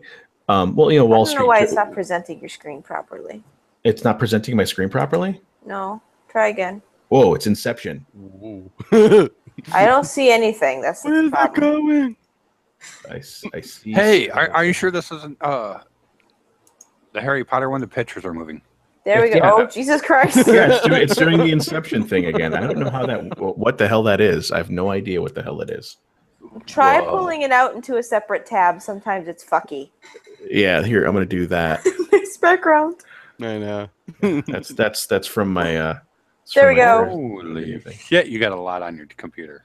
Yeah, I recently had some memory issues too, where I had to actually reshuffle stuff around to render my first video, which was a 30-minute long 1080p affair. But yeah, I had to actually shuffle things into my second hard drive in order to be able to do that. And I just got two 2-terabit hard drives in the mail so that I won't have those problems again. Going to expand my fucking shit. Oh, where was I? Oh yeah, Google cancels a company-wide meeting about diversity just before it was set to begin Thursday, citing safety concerns after right-wing commentators published the names of certain employees. Huh? Google chief executive Sundar Pichai had scheduled a meeting in the wake of his firing this week. Of his firing? They don't even give the guy's fucking name. Oh, of software engineer James Damore. There we go. James Damore, who wrote and distributed the memo that argued biological differences between men and women explain the gender gap amongst tech workers. Oh no. Oh no. My evolutionary psychology. Shortly before the highly anticipated meeting schedule at 4 p.m. Was scheduled to start at 4 p.m. in California, Mr. Pichai said in an email to staff that Google decided to cancel after employees expressed concerns about, quote, their safety and worried that they may be outed publicly for asking a question in the town hall, unquote. Jesus Christ. Quote, in recognition of Google's concerns, we need to step back and create a better set of conditions for us to have the discussion, Mr. Pichai said, adding that the company would find other ways to gather and engage employees on the subject in coming days. Google's firing of Mr. Damore has sparked debate within Google and nationwide about the company's diversity program and whether it is intolerant of conservative viewpoints. Executives were expected to face difficult questions from employees upset over the firing at Thursday's meeting. But it wasn't even a conservative viewpoint. It was actually pretty fucking reasonable. Well, exactly. It wasn't a conservative viewpoint, but what it did brought into relief was the idea of whether or not things like EvoPsych should be implemented. And another side thing, and we haven't gotten very far to the article's not very long, actually, it looks like, or maybe it's longer because there's like an ad bump there. I don't know. Anyways, there was also something released this week after Damore's firing about how Google has spent something like $270 billion over the last decade in trying to pump up diversity at their company, but it's resulted in virtually no change in the demographics of the people that work there. Well, go ahead. Over in Europe, they had that similar experience with education system, right? Where they actually lost. God, what one that was they lost? They started to have to close down the programs because at first they were choosing women over men, but the women weren't staying in it, and eventually the programs were just failing. Well, there's also the Norwegian gender paradox, where they have what is considered the most free and equitable society on the planet when it comes to gender, and they have the craziest gap between the tech industry, between STEM fields and stuff, like engineering especially, and things like the nursing field and teaching. Where in the nursing field and teaching is like over 90% women, and the tech industry is almost over 95% men. And they have the most encouragement. They have the giant push for programs to be diverse in the entire world. And there's a series that was put out by this in Norway, which all of it is on YouTube, by the way, and it's really fucking good. And it's called Hirnavask. I actually created a playlist for it for myself. But in it, they explore these ideas. They explore where the gender gap comes from. They explore racism. And it's pretty neutral because one of the things they discover in it is that in Norway, racism is a real thing. Like there's an ex-football player from Africa who is on the Norway team who has 2 different fucking bachelor degrees who couldn't get a job interview because he's black. Jeez. You know, but at the same time, they've got these hyper equity things with gender. And they can't actually make anywhere near a 50-50 gender split when it comes to the industries that they're focusing on. And you have nurses especially admitting that they actually try to drive guys out when they enter their field. Which is really, you know, and this is supposed to be the most equitable environment for this shit on the planet. And here we have just as many female doctors as male nurses. Yep. And it's because and one of the things I bring up too is in places like Iran and other places in the Middle East, Saudi Arabia, United Arab Emirates, you've got a greater diversity of women in STEM fields because they're forced by poverty to go into the field that makes the most money. Mm. And it seems that things like equity and prosperity and the ability to choose your destiny results in the gender gap being greater. Yeah. Because people are able to follow their dreams more and they don't have to rely on choosing subsistence as much. I'm doing my dream. I'm becoming a star. I've never known what my dream was. I'm still trying to figure that out. But I do see that quite a bit because we're all never mind. I think I'm getting tired. Oh, do you want me to continue? Yeah, go ahead. All right. Let's see here. Google's firing of Demore has sparked a debate within Google and nationwide about the company's diversity program and whether it is intolerant of conservative viewpoints. Executives were expecting to face difficult questions from employees upset over the firing at Thursday's meeting. The firing has also drawn the ire of some far right-wing commentators who in recent days have harassed online Google employees who publicly supported the firing. A Google spokeswoman on Thursday pointed to several instances in which these commentators posted the names and photos of some of the employees on social media and ridiculed them. The spokeswoman said that the names of other employees who had proposed questions for Thursday's meetings were also leaked outside the company, though not posted online, which caused the company to worry that those employees could be targeted if the meeting proceeded. Google employees are split over management's dismissal of Mr. Demore, according to interviews and informal polls of the employees. So there's sane ones. Yes, well, there has to be. There has to be. It's like they're split, so it seems like there's a lot of them that are really bothered by this. Yes. That's promising. It is promising. And it's also interesting, this whole, like, you know, public outing on Twitter or like implied Twitter, because I saw this happening. I saw people doing image caps of people's tweets who work for Google and pointing at how stupid their tweets are or whatever. You're on Twitter, you're in public life, beginning an end of argument. Welcome to the world of information. Yes, exactly. If you expect to be treated like you're sitting in your house and talking to your friends without anybody listening in, but you're on Twitter, then you've got other problems. Yeah, it's the world is not your happy little bubble, and people aren't going to respect you just because you work for Google or some shit like that. Mom, they popped my safe space. look at all the shit that the president got, whether it's like Obama or Trump. It's just like an endless torrent of shit. If you're in the public eye, you are going to get shit. Oh, Yeah, absolutely. The world of the internet isn't your living room the same way that going to Walmart isn't your fucking living room. Take off the sweatpants and put on some real pants. But I Don't think you mean be like in the public. neon spandex here in Kentucky? Yeah, whatever it is. Yes. Gross People in 1980s Walmart stirrups or pants. whatever. Yeah. No, seriously, her stomach was hanging over these spandex. Oh, front butt. man. Front butt and gunt. Yeah. Guns? Wait, what is good? Never mind, I figured it I go out. to Walmart at third shift. Hopefully it's clear and you see all the freaks. Oh, I've been in a Florida Walmart during third shift. Oh dear Lord, it's like a freak Oh god, show. I used to work the late night shift at Walmart, and oh god, being there at 3 a.m. stocking shelves, the people I saw, it was This was in Marty Asphelius' stream too. Everybody that Even worked though- at the fucking Walmart. Why is everyone working at Walmart? Even though I have good memories of the lawn and garden in Walmart. One peaceful respite from the people on the fucking motorized scooters with the neon pink pants. Bet you can guess what happened. What Bet you happened? can guess what happened in lawn and garden. Lawn and garden, smoking yeah. herbs. No.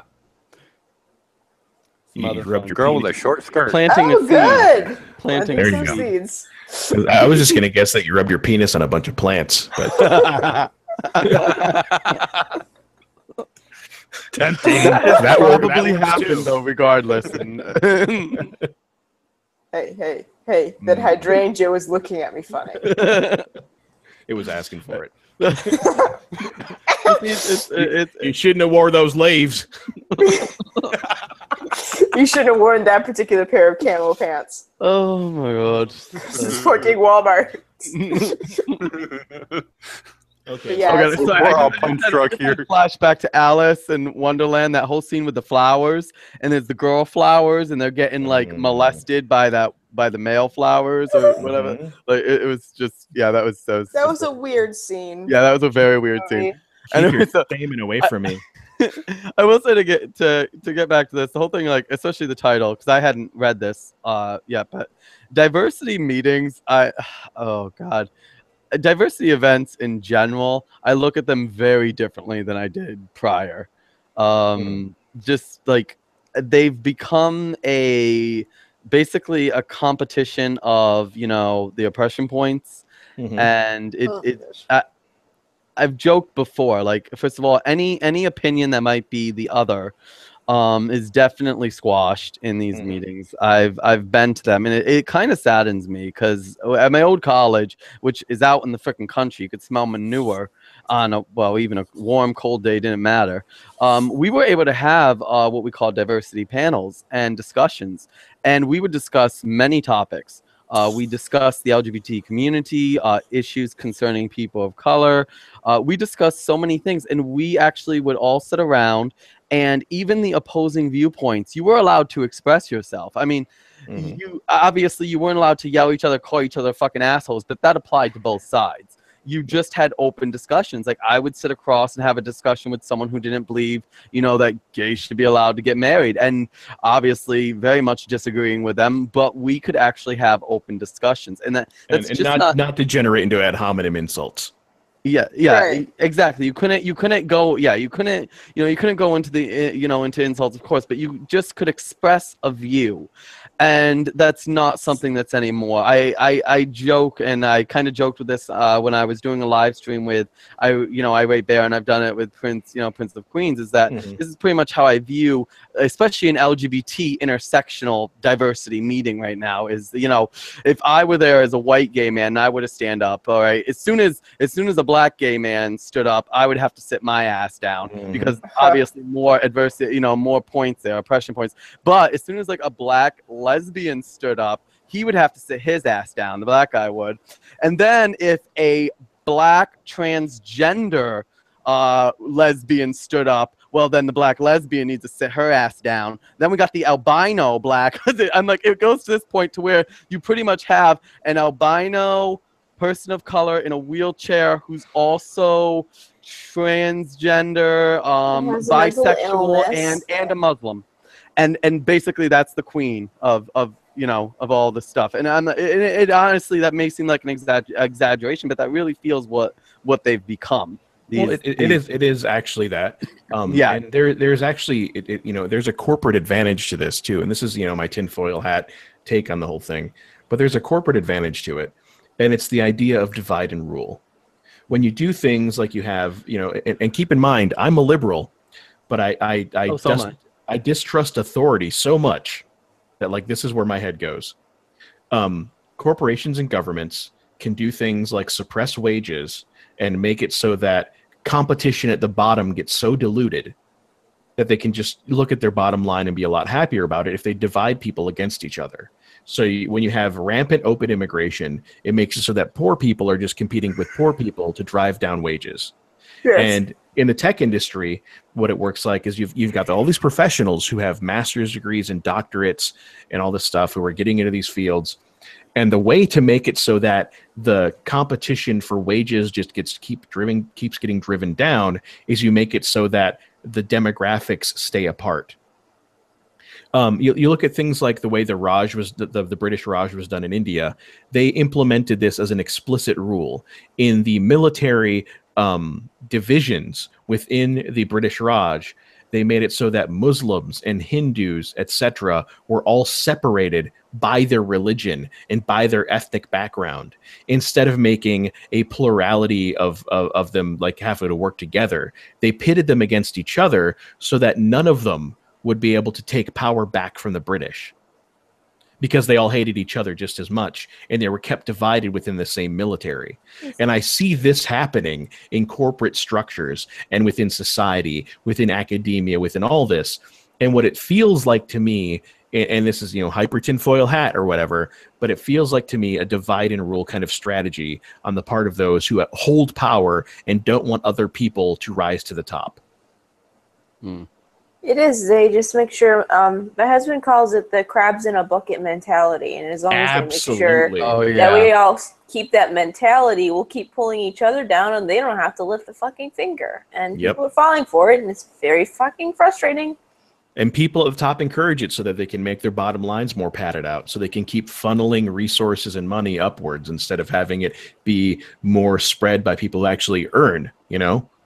P.S. The right does it too. It's like, oh yeah, don't look out for the atheists. And I'm just like, what? I'm just sitting here. What the fuck did I do? Well, no, and the right did it better for like hundreds of years when it really comes down to it. Especially when you get to the 19th and early 20th century with the robber barons and shit. This was the right wingers exploiting the masses in the same exact way that you see this now. And it begs the question of, like, does it really matter whether or not somebody in these positions of power are right or left, or does it matter that they're actually exploiting the public? Like, which is more important? I will admit I kind of have developed a different view of example for organizations like the HRC and even where my community, because I very much identify as an activist, and to an extent I still do. You know, I was involved with Fight for Marriage Equality in my home state and so on and so forth. And I remember that the goal for me when I first entered activism, and what was taught to me, is that the goal of an activist, even though it would never probably happen, the goal of an activist is to work for a world where you're no longer needed, right? And then I looked at the corporations pretty much that were sprouting up, like the Human Rights Campaign and other organizations that were representing diversity. And I started thinking, I'm like, these people have made money off from the struggle. So if the struggle were to end, they would lose money. They would lose everything. They're trying to ensure the future of their existence as a company. The Democratic Party has been that way since like 1986. It's turned into a company more than it's a political party. It happened when I was one. I knew it. But it's 1985. But yeah, so you see, I actually don't think that conflicts with anything I said. I think it's part of the whole the same panorama of problems. Oh, no, and it has to do with powerful people ensuring that they stay powerful and that other people do not get power. Oh yeah, I can definitely agree with that, because I will say some of the people that I see the most rowdy or the most behind a lot of the stuff, especially where the social justice warrior aspect of it is. And like I said, I've seen a lot of it on the right too.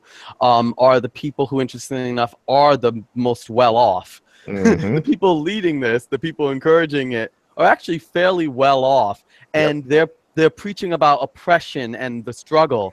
And I'm like, bitch, you're driving like a Mercedes, and you're telling you're here to. I was just like, yeah. Nah. Well, when I was involved with the punk scene, I lived in punk houses and shit, and I've been involved with the kind of stuff and left politics in my home state since the mid '90s.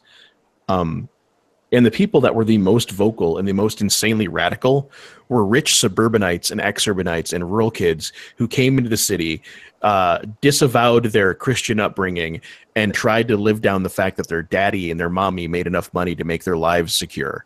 Yeah, I know those people. And you know where they're immediately going to go the minute that something goes wrong? Back to the Mom or suburbs. dad, because they don't actually have anything to lose. They have a safety net, and they have someplace to go, or they have money behind them, so they can afford to be loud and fucking obnoxious about all this. They can call up their dad and stop it all. You want to be Pretty like much. common people? You want to do what common people do? You want to sleep with the common people? Yeah. I did that. Just had a different reference there. You want to sleep? You're sleeping with commoners? Oh, that's no. it's a song by Pulp that William Shatner actually covered amazingly. He owned it as much as Johnny Cash owns Hurt. Oh, nice. Nice. And Joe Jackson did backing vocals on it. Fucking amazing. Look up the album Has Been by William Shatner. It's not what you think it's going to be, because you already have a William Shatner idea in your head, and it's not that. I have to do that. I definitely have to do that. It's on Google. I'm pretty sure you can just stream it from Google. Until they don't let us anymore. Yes.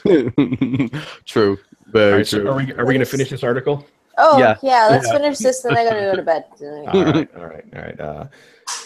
Where were we? Some employees at Google, some employees say Google executives didn't go far enough to denounce Mr. Demori's stance. Others say it is difficult to openly discuss diversity issues at the company because of a liberal bias amongst managers and colleagues at Google. A unit of Alphabet Inc. Oh, yeah, because the parent company.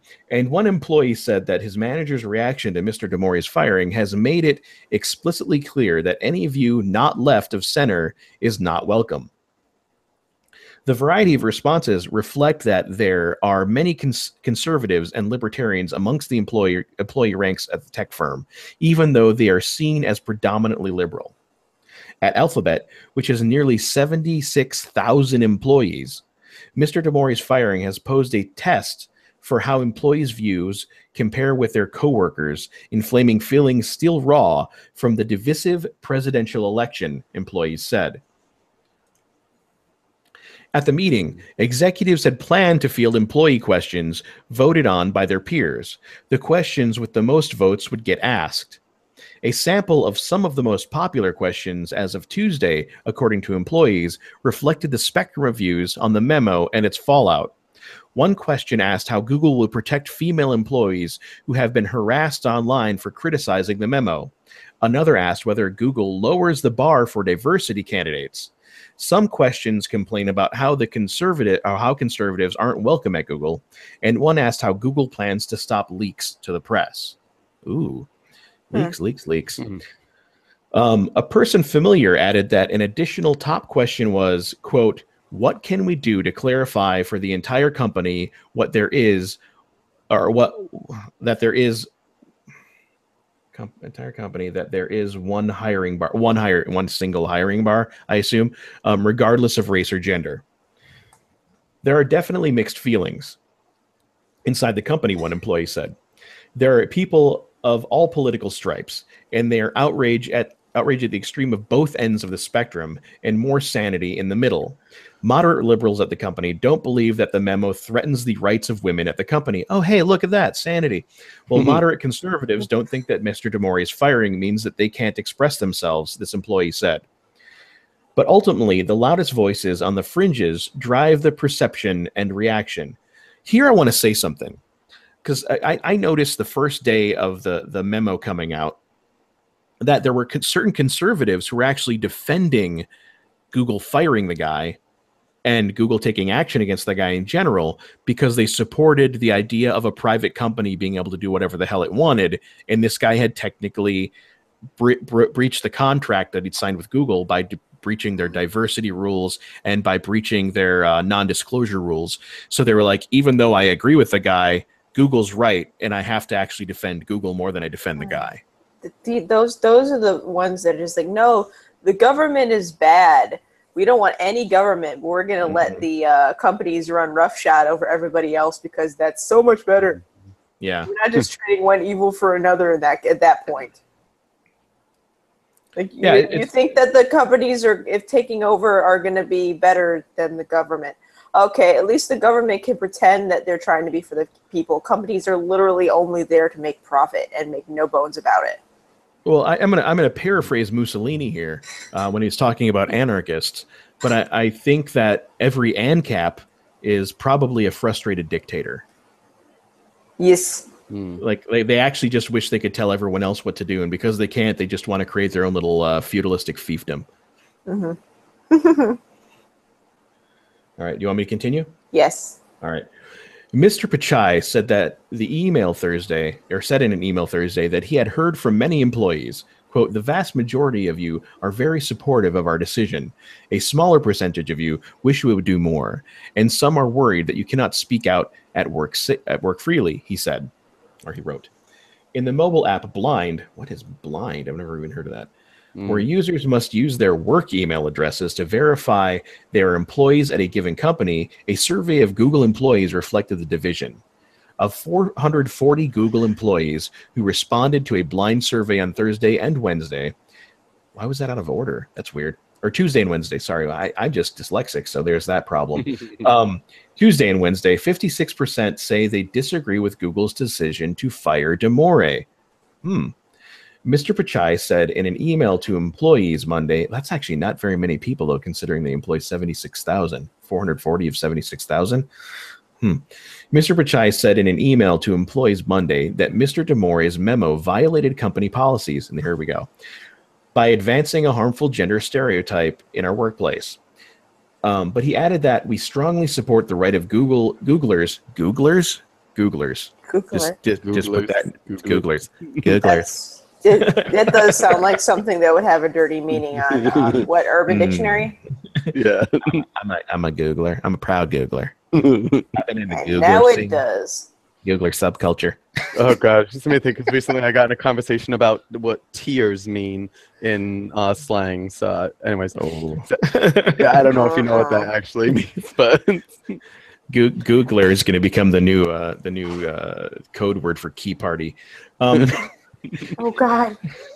We strongly support the right of Googlers to express themselves, and much of what was in the memo is fair to debate, regardless of whether a vast majority of Googlers disagree with it. Oh man, just imagine the corporate speak. You got to walk in and your bosses are calling you Googlers. Oh no, it's like purgatory. That's so terrible. I'm going to Google you. You're not an employee, you're a Googler. Wait, what? Googler's diversity and inclusion program is a major priority at the company, employees say, with managers tasked with hiring more minorities and women, or at least showing efforts to do so. The program was in part sparked by poor happiness ratings amongst women and minorities at the company in annual surveys, one employee said. Google said in June that 69% of its staff were men, 56% were white, and 35% were Asian.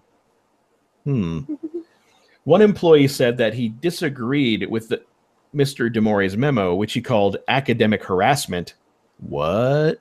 You're harassing me with facts, bro. That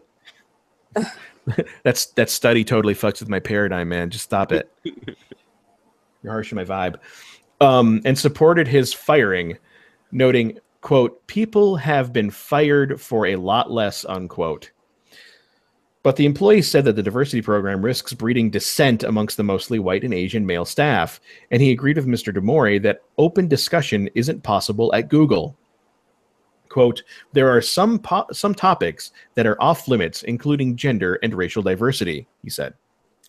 Another employee said she feels comfortable discussing the diversity program with colleagues, quote, "But I'm in the majority that thinks they're fair and necessary. I'd imagine if you weren't confident that diversity outreach had value, you would be concerned that voicing it would offend your other coworkers who joined through those programs," unquote.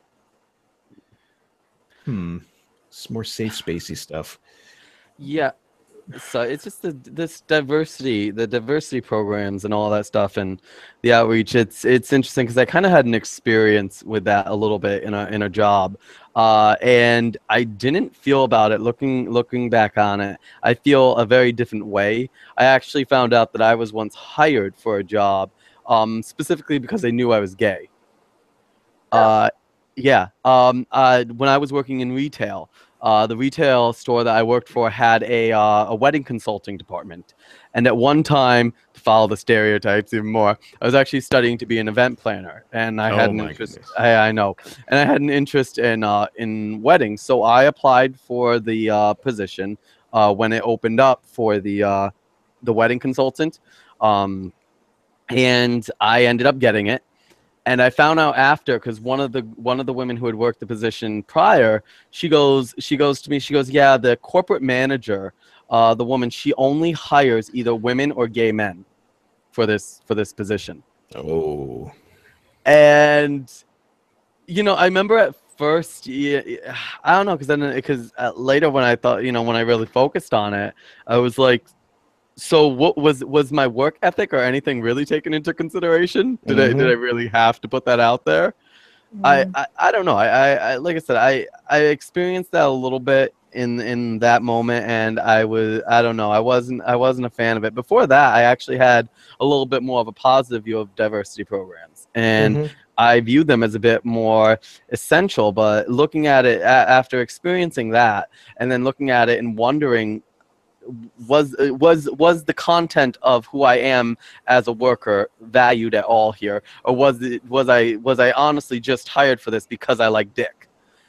And because you have the stereotype of queer eye for the straight guy or whatever the fuck. All right, yeah. I'm gonna dox myself a bit. I have a couple of things going on. I do have a stuttering issue, and I have a connective tissue disorder. So yeah, I got hired. Yes, I have a genetic disorder that degenerates all connective tissue. Oh wow. And so I got hired onto a job just because I'm disabled. I don't think I've ever been hired directly because I'm a minority, but the thing is, it's always in the back of my mind that possibly the only reason I got this job is not because I'm good at it, but that because I'm brown. And it really kind of is a sucky feeling. No, it's a really You're brown? I never knew that. Brown. You said you were too white to be brown. I know. Oh no, that's a whole other thing. I'm apparently too light-skinned to be a minority now. Yeah. Oh, I have a. Well, there's a whole thing. There's an article that got released. I can't remember who it was, by Slate or the Huffington Post, one of those outlets, that was saying that light-skinned minorities should give up their minority status. Yep. I had a friend flip over that article. He flipped on Facebook. He's actually half black, half white, but he's one of those. He's one of the rare where he came out looking basically completely white. He looks like a white boy. It's funny because he posted about that and he was flipping. He's like Drake. he was flipping, and I'm an asshole, so I comment on it. I'm like, "Cool your shit, white boy. Cool your shit, white boy." Reminds me of a story. I knew I had a half black friend who had the curly black hair, except it was blonde. And so we called them pubes. I know a guy who grew up in my neighborhood who was an albino black guy, and I actually animated a story about how a black kid thought he was white for a thing that was on Comedy Central. There's a little albino black girl in my building, and she is such a little shit. She's such a little attitude on her. Sorry, go ahead, Otha. That's fine. But yeah, I do see it as condescending. Based Mama did a video about this whole issue, and she was talking about how she has two daughters, and they're both really good at math, and they're both excelling at science in school and all this stuff. and how she feels that it's really condescending to tell them that they don't have to work as hard as a guy to get a job. That's the message she gets from diversity stuff. And I sort of agree with that. I'm not nearly as conservative as Base Mom is about a lot of things. And the funny thing is I call myself a graham cracker. Graham cracker? I'm half white, half Native American, so I call myself a graham cracker. Oh, yeah. I've got my grandmother on my dad's side was 100% some kind of Native American. I can't remember what it was. But I don't know that side of the family enough to really talk about it. Yes, but if you notice, most of them are like, I'm Native American. I got this much Native American blood. I'm like, so I got more than you. I still claim my white side. I've got 9 different nationalities. I can't talk about anything. Yeah, I just did that whole like one of those DNA test things, and it just came out pretty much full fucking European. Everywhere. It's just all on European. There wasn't I did any mine. sense. I did one of mine and Africa popped up. I'm just like, I had no idea I'm part black.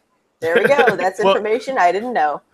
Well, that was the funny thing because I was reading it and it follows like all the way back to Africa. It's like my genome type was one of the first groups of mankind to leave Africa.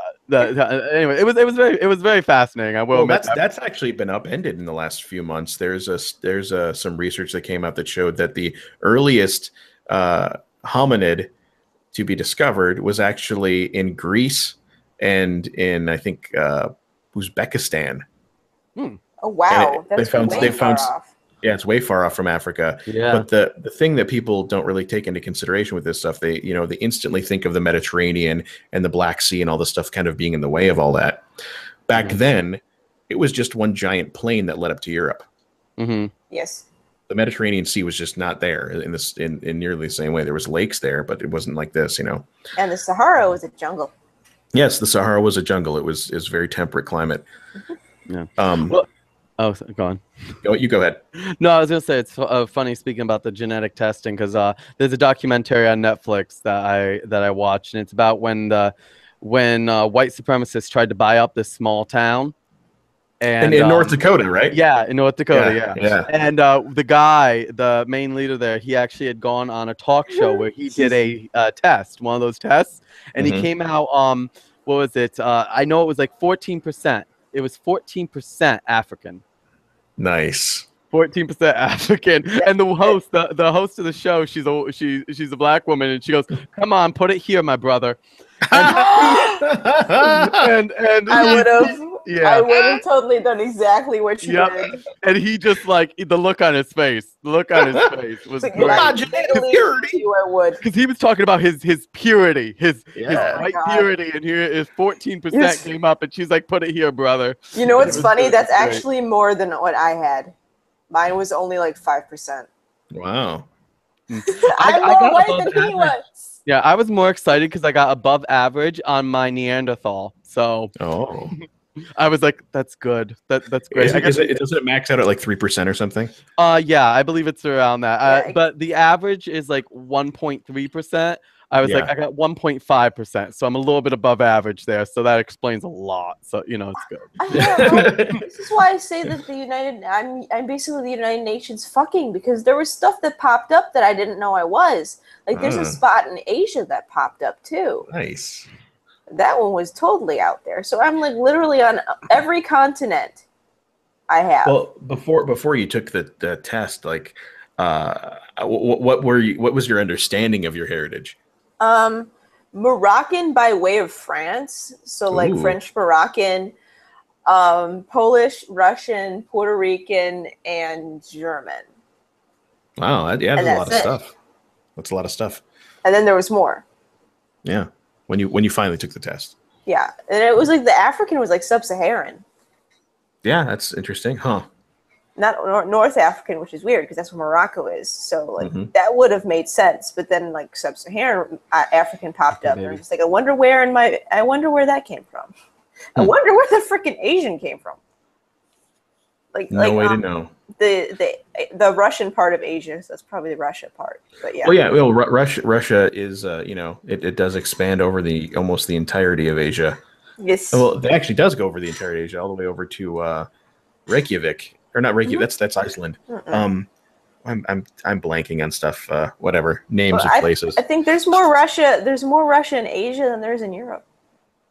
Yeah, no, absolutely. All right, we've got two paragraphs left on this article. Okay, yeah, go ahead, Let's and then I go to bed. All right. Google's lizardism, liberalism. Google's lizardism. Lizard people. They're making the frogs gay. Google's liberalism was clear at an internal town hall meeting after the presidential election, where top executives commiserated with employees over Donald Trump's victory, according to a recording of meetings. I'm degenerating. Viewed by the journal. Alphabet chief financial officer Ruth Porat, who publicly supported Hillary Clinton, called the election results a kick in the gut. Oh dear.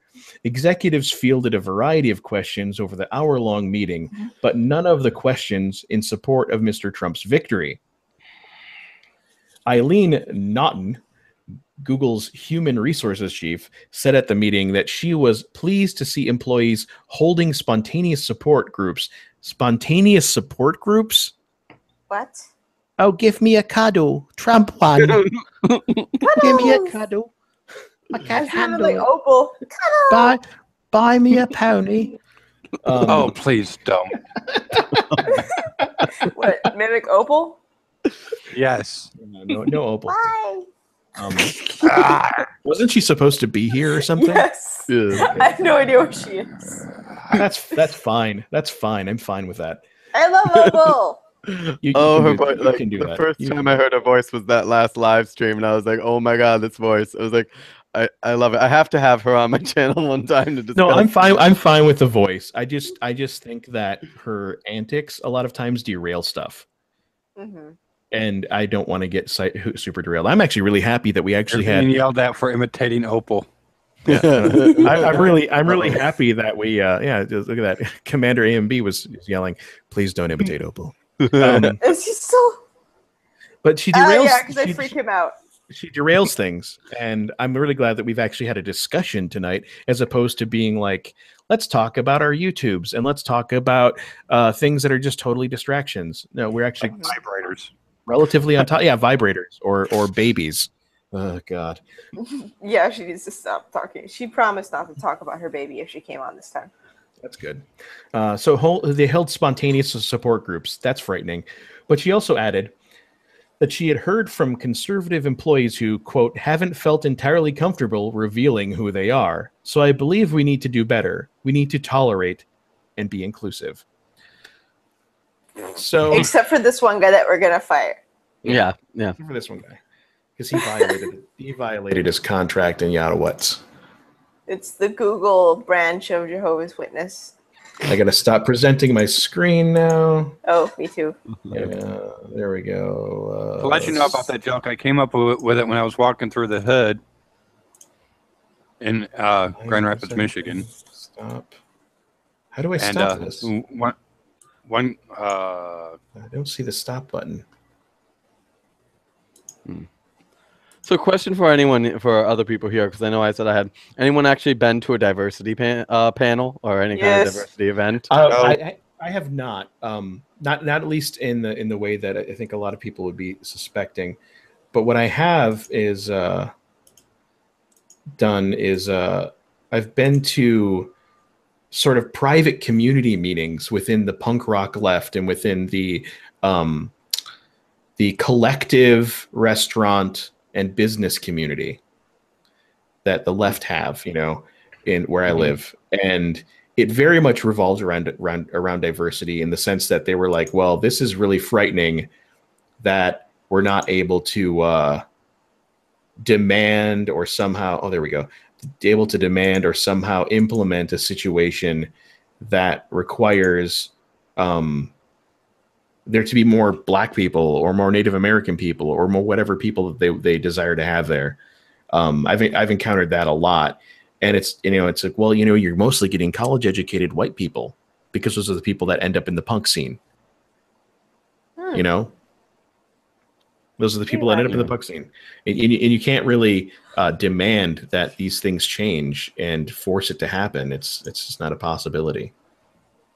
No, I will say that there is. I've noticed like certain groups talking about a pushing of bringing diversity in, and I'm just like forcing something like that. First of all, you force people into, because it doesn't work out for either side. Because those people who do go for it, if they don't naturally fit in, they ultimately it ends up hurting them as well. I know that's been a discussion with college, for example. People ending up at colleges they really don't fit in at, or they don't feel they belong at, or even in majors that they don't connect with, and ultimately it's a waste of their time and it's a waste of the college's time, and it hurts their programs in the long run. But yeah, no, I definitely can say that, and to be honest, to an extent, while I never, of course, would call any kind of harassment obviously a good thing, especially, but the challenge is somewhat of a good thing. My husband is a welder. He's in the welding industry, which is not something like when people think of a gay man, they think a welder, right? That's definitely not. And he's come up against some struggles and he's come up against some challenges, but it's never when people find out, and usually the way they find out is my husband, if someone's having a discussion about relationships and he gets asked about his personal life, he'll be open just like anyone else is. So he's come up against a few things, but he's still proven himself. And that's the main thing, is that despite it being a challenge in that industry, because in welding, that kind of industry is not a PC industry. That industry, it has not been infected at all. Trust me, there's no SJWs in the welding industry. And so it's very much you claw your way to the top, especially if it finds out you're part of any group where there's a stereotype that you can't do it. Like there's women who have fought their way up in the welding industry as well. And to be honest, I'm actually married. I'm actually married to a construction worker as well. And that construction worker has a vagina. Yeah. And she's one of the best in the field. But to be honest, to an extent, that struggle, I mean, when I see my husband, if anything, it's given him the push to fight harder and become better.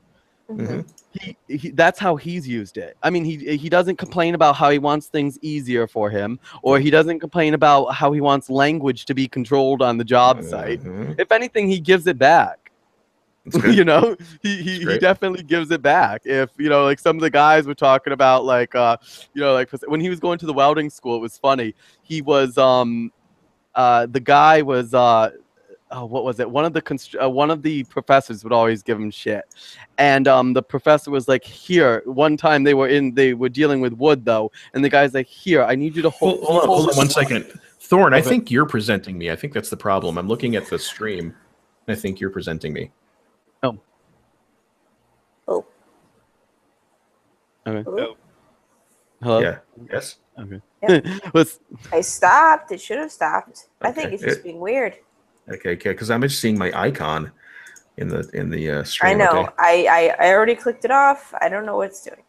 Sorry, continue. Sorry. The professor asked my husband for some help, the teacher, and he goes, "Here, can you hold this for me? I need you to clamp this wood for me." And my husband goes, "You know how long I've been waiting for you to ask me that?" and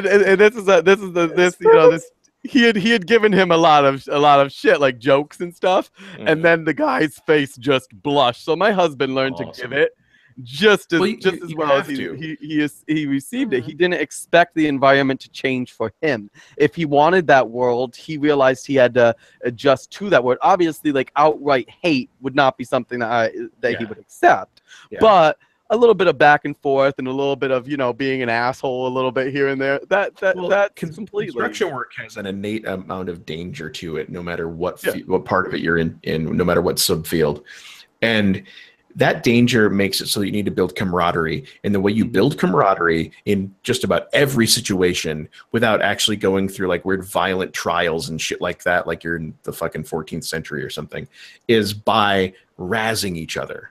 Is by making sure that people have thick enough skins to not fold when you fuck with their fucking expectations.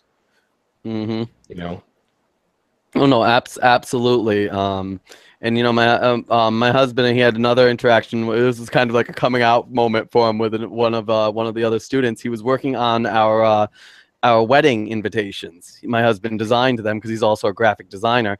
And when he was doing that, one of the guys said, "Oh, what are you doing there?" He's like, "Oh, I'm making a wedding invitation." He goes, "Oh, so you're gonna be you have a boyfriend?" And he said it in that way of joking, for your boyfriend. And my husband looks up and I goes, "Yeah, his name, you know," and he says my name. And the guy's look on his face, I guess, turned completely pale. Yeah. It turned completely pale. And later he apologized, and my husband's like, "What?" It was just, shooting the shit, going back and forth, kind of harassing each other a little bit. Yeah, no. So you're married to a butch faggot. Yeah, my husband. Yeah, no one ever. Oh God, it's my husband. No one ever thinks he's gay. And what's really funny is my husband tried to do an imitation of a feminine gay man once, and I was like, "Don't you ever do that again." I can't even mimic how bad it was, because he tried to go like, "Oh, girlfriend." I'm like, Don't you sound like a black woman. Stop. ever do that again. He just can't do it. He can't even pretend. Like, I'm like, I know straight men who do a better imitation of my oldest friend is gay, and he came out after losing his virginity to a woman on my kitchen floor in high school. It fucked her up too. But yeah, he went through the whole Twinkie adopting a lisp phase. But then he got turned out really bad by the scene, and he just became like, "I'm a guy now, and I like to fuck dudes. Fuck the gay scene. Fuck all this other shit." And there's become a distinction among certain men in the community, because I will admit, I always joke, and I'm like, when I came out of the closet, I came out on a soaring rainbow. I blew the door off, and I went through. That's exactly what he did. Yeah. I had fuchsia hair. I wore skinny jeans. I had a Jeffree Star hoodie with lollipops and all that shit on it. Oh my God, fuck Jeffree Star. No, don't get me wrong. I had a blast with some of the shit in my group that I hung out with, but I realized I came home in the end. I came home to my country roots. I came home to who I am, because I had to realize there was more than one way to be who I am. Yeah. And that was part of the idea that, honestly, I think where the left hurts is, even now especially, they put out this idea of what it is, especially to be gay. And I kind of came home to that. And I met some gay men who, this is how they describe it. They're like, "I'm simply a man who likes men." Yeah. And that's basically where they describe it. It's a very simplistic way of putting it. And the whole thing is just, it doesn't have to be complicated and shit. You're just a dude that likes dudes. I'm a chick that likes both. It doesn't matter. If I was totally into dudes and somebody tried asking me some weird questions about it, about like masculinity or whatever, make accusations, I'd just look at them and say, "This is Sparta," and I'd wink. I love that. I'll take the rare. I loved when I was in high school and how some of the most homophobic kids were on the wrestling team. And I remember one time, because I wasn't really out, but I still was there a little bit, and people would kind of guess. But I remember some of the and I'm like, "Okay, you just spent yesterday with your face up another guy's ass, pretty much, on the mat, and you're gonna criticize." Did you realize about an hour ago your face was in another dude's crotch? Yeah, I'm gay, and I haven't had that much package in my nose. Pretty much, that's exactly it. I was like, I'm gay, a closet at the time, and I'm like, damn, I haven't even gotten that much action with a man, and. So it was very interesting, though, to see like the football and the rest of it, because I remember I had a joke with one of my friends. I was like, "You know what? I don't know about this football thing. I mean, come on, what is it really? It's a bunch of guys being dicks. They're just running around. I mean, they're slapping each other on the ass, piling on each other, getting sweaty." And I'm like, "Hold on a moment, let me rethink this." and my friend, I want to be a wrestler. Like, yeah, exactly. Back it up a moment. There might be some intrigue here. I always get hit on by old gay guys. Oh man, when I did stage design at a gay nightclub for a couple of weeks for a friend who was presenting his act to some record executives back when that actually meant something, and I'd be backstage a lot during performances, and these giant, like I'm a 5'8" dude. I'm like 21 years old, and I'm wearing like a ball cap like you've got on there, you know, and I'm really butch looking or whatever. And these like this 6.5 foot tall ripped motherfucker dressed like Wonder Woman is like, "Hey baby, what's up?" And I'm like, "Yeah, I don't know," but I didn't. I felt weird getting hit on constantly, and being assumed like I'm from the city. I walk, I bike, I bus. I've never owned a car. I've never had a driver's license, and they're like, "You'd look really nice behind the wheel of a Bronco," and shit like that. They mean a car. Yeah, most of them tell me it's because it's my voice. The masculinity, it is interesting in the gay community because obviously it's about attraction to men, right? And then there's then you deal with the issues between feminine and masculine overall, and it is odd because I find especially when it comes to the feminine men hating on the masculine men, which I've seen. I'm like, these are the same ones that want to be pounded by the most masculine. But then again, I know some feminine tops, but it's a very interesting. They want this is just like any guy. They want the hard-won treasure. They want that hard-won treasure. They want the thing that seems like it's the thing they can't get. Sure. So like the dude who's totally straight, they're like, that's the guy I want to fuck. It's like women that go over after married men. Yeah, absolutely. I will admit, outside of once I jokingly say once I developed gaydar, I have some friends who have just fallen, who have gone after the straight guys in the past, and I'm like, we've moved on from this. We're adults. we have self-respect. Therefore, we go after gay guys. We're on television now with babies. So yeah, exactly.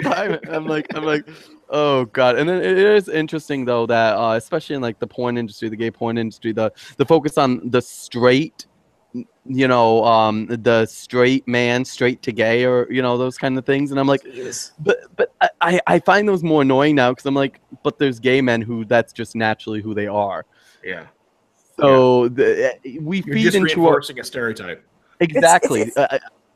Groups reinforce their own stereotypes, and I think that's true not just of my community, but even when it comes to like women, communities of color. I think across the board, we ultimately reinforce the stereotypes that we claim to hate. Yep, a Bubba with a gun who believes in Christ. It's another stereotype. I gotta wrap it up because I'm yeah. fall asleep. I gotta get going to bed. It's like 3 where you are. This was relievingly fun, guys. Thanks. Yeah, I have. Yeah, I enjoyed it. Glad to meet you all. Glad to meet everybody. I'll definitely be down for this again sometime. Yay! Sure. Awesome. Definitely. I'm gonna see if I can get Reese in there because I said I would like to get him and he liked it. So I'm gonna see if he'll join us too. That'd be awesome. Awesome. Yeah. All right. Have a good one, everyone. Bye. Take it easy too. Bye. Peace out.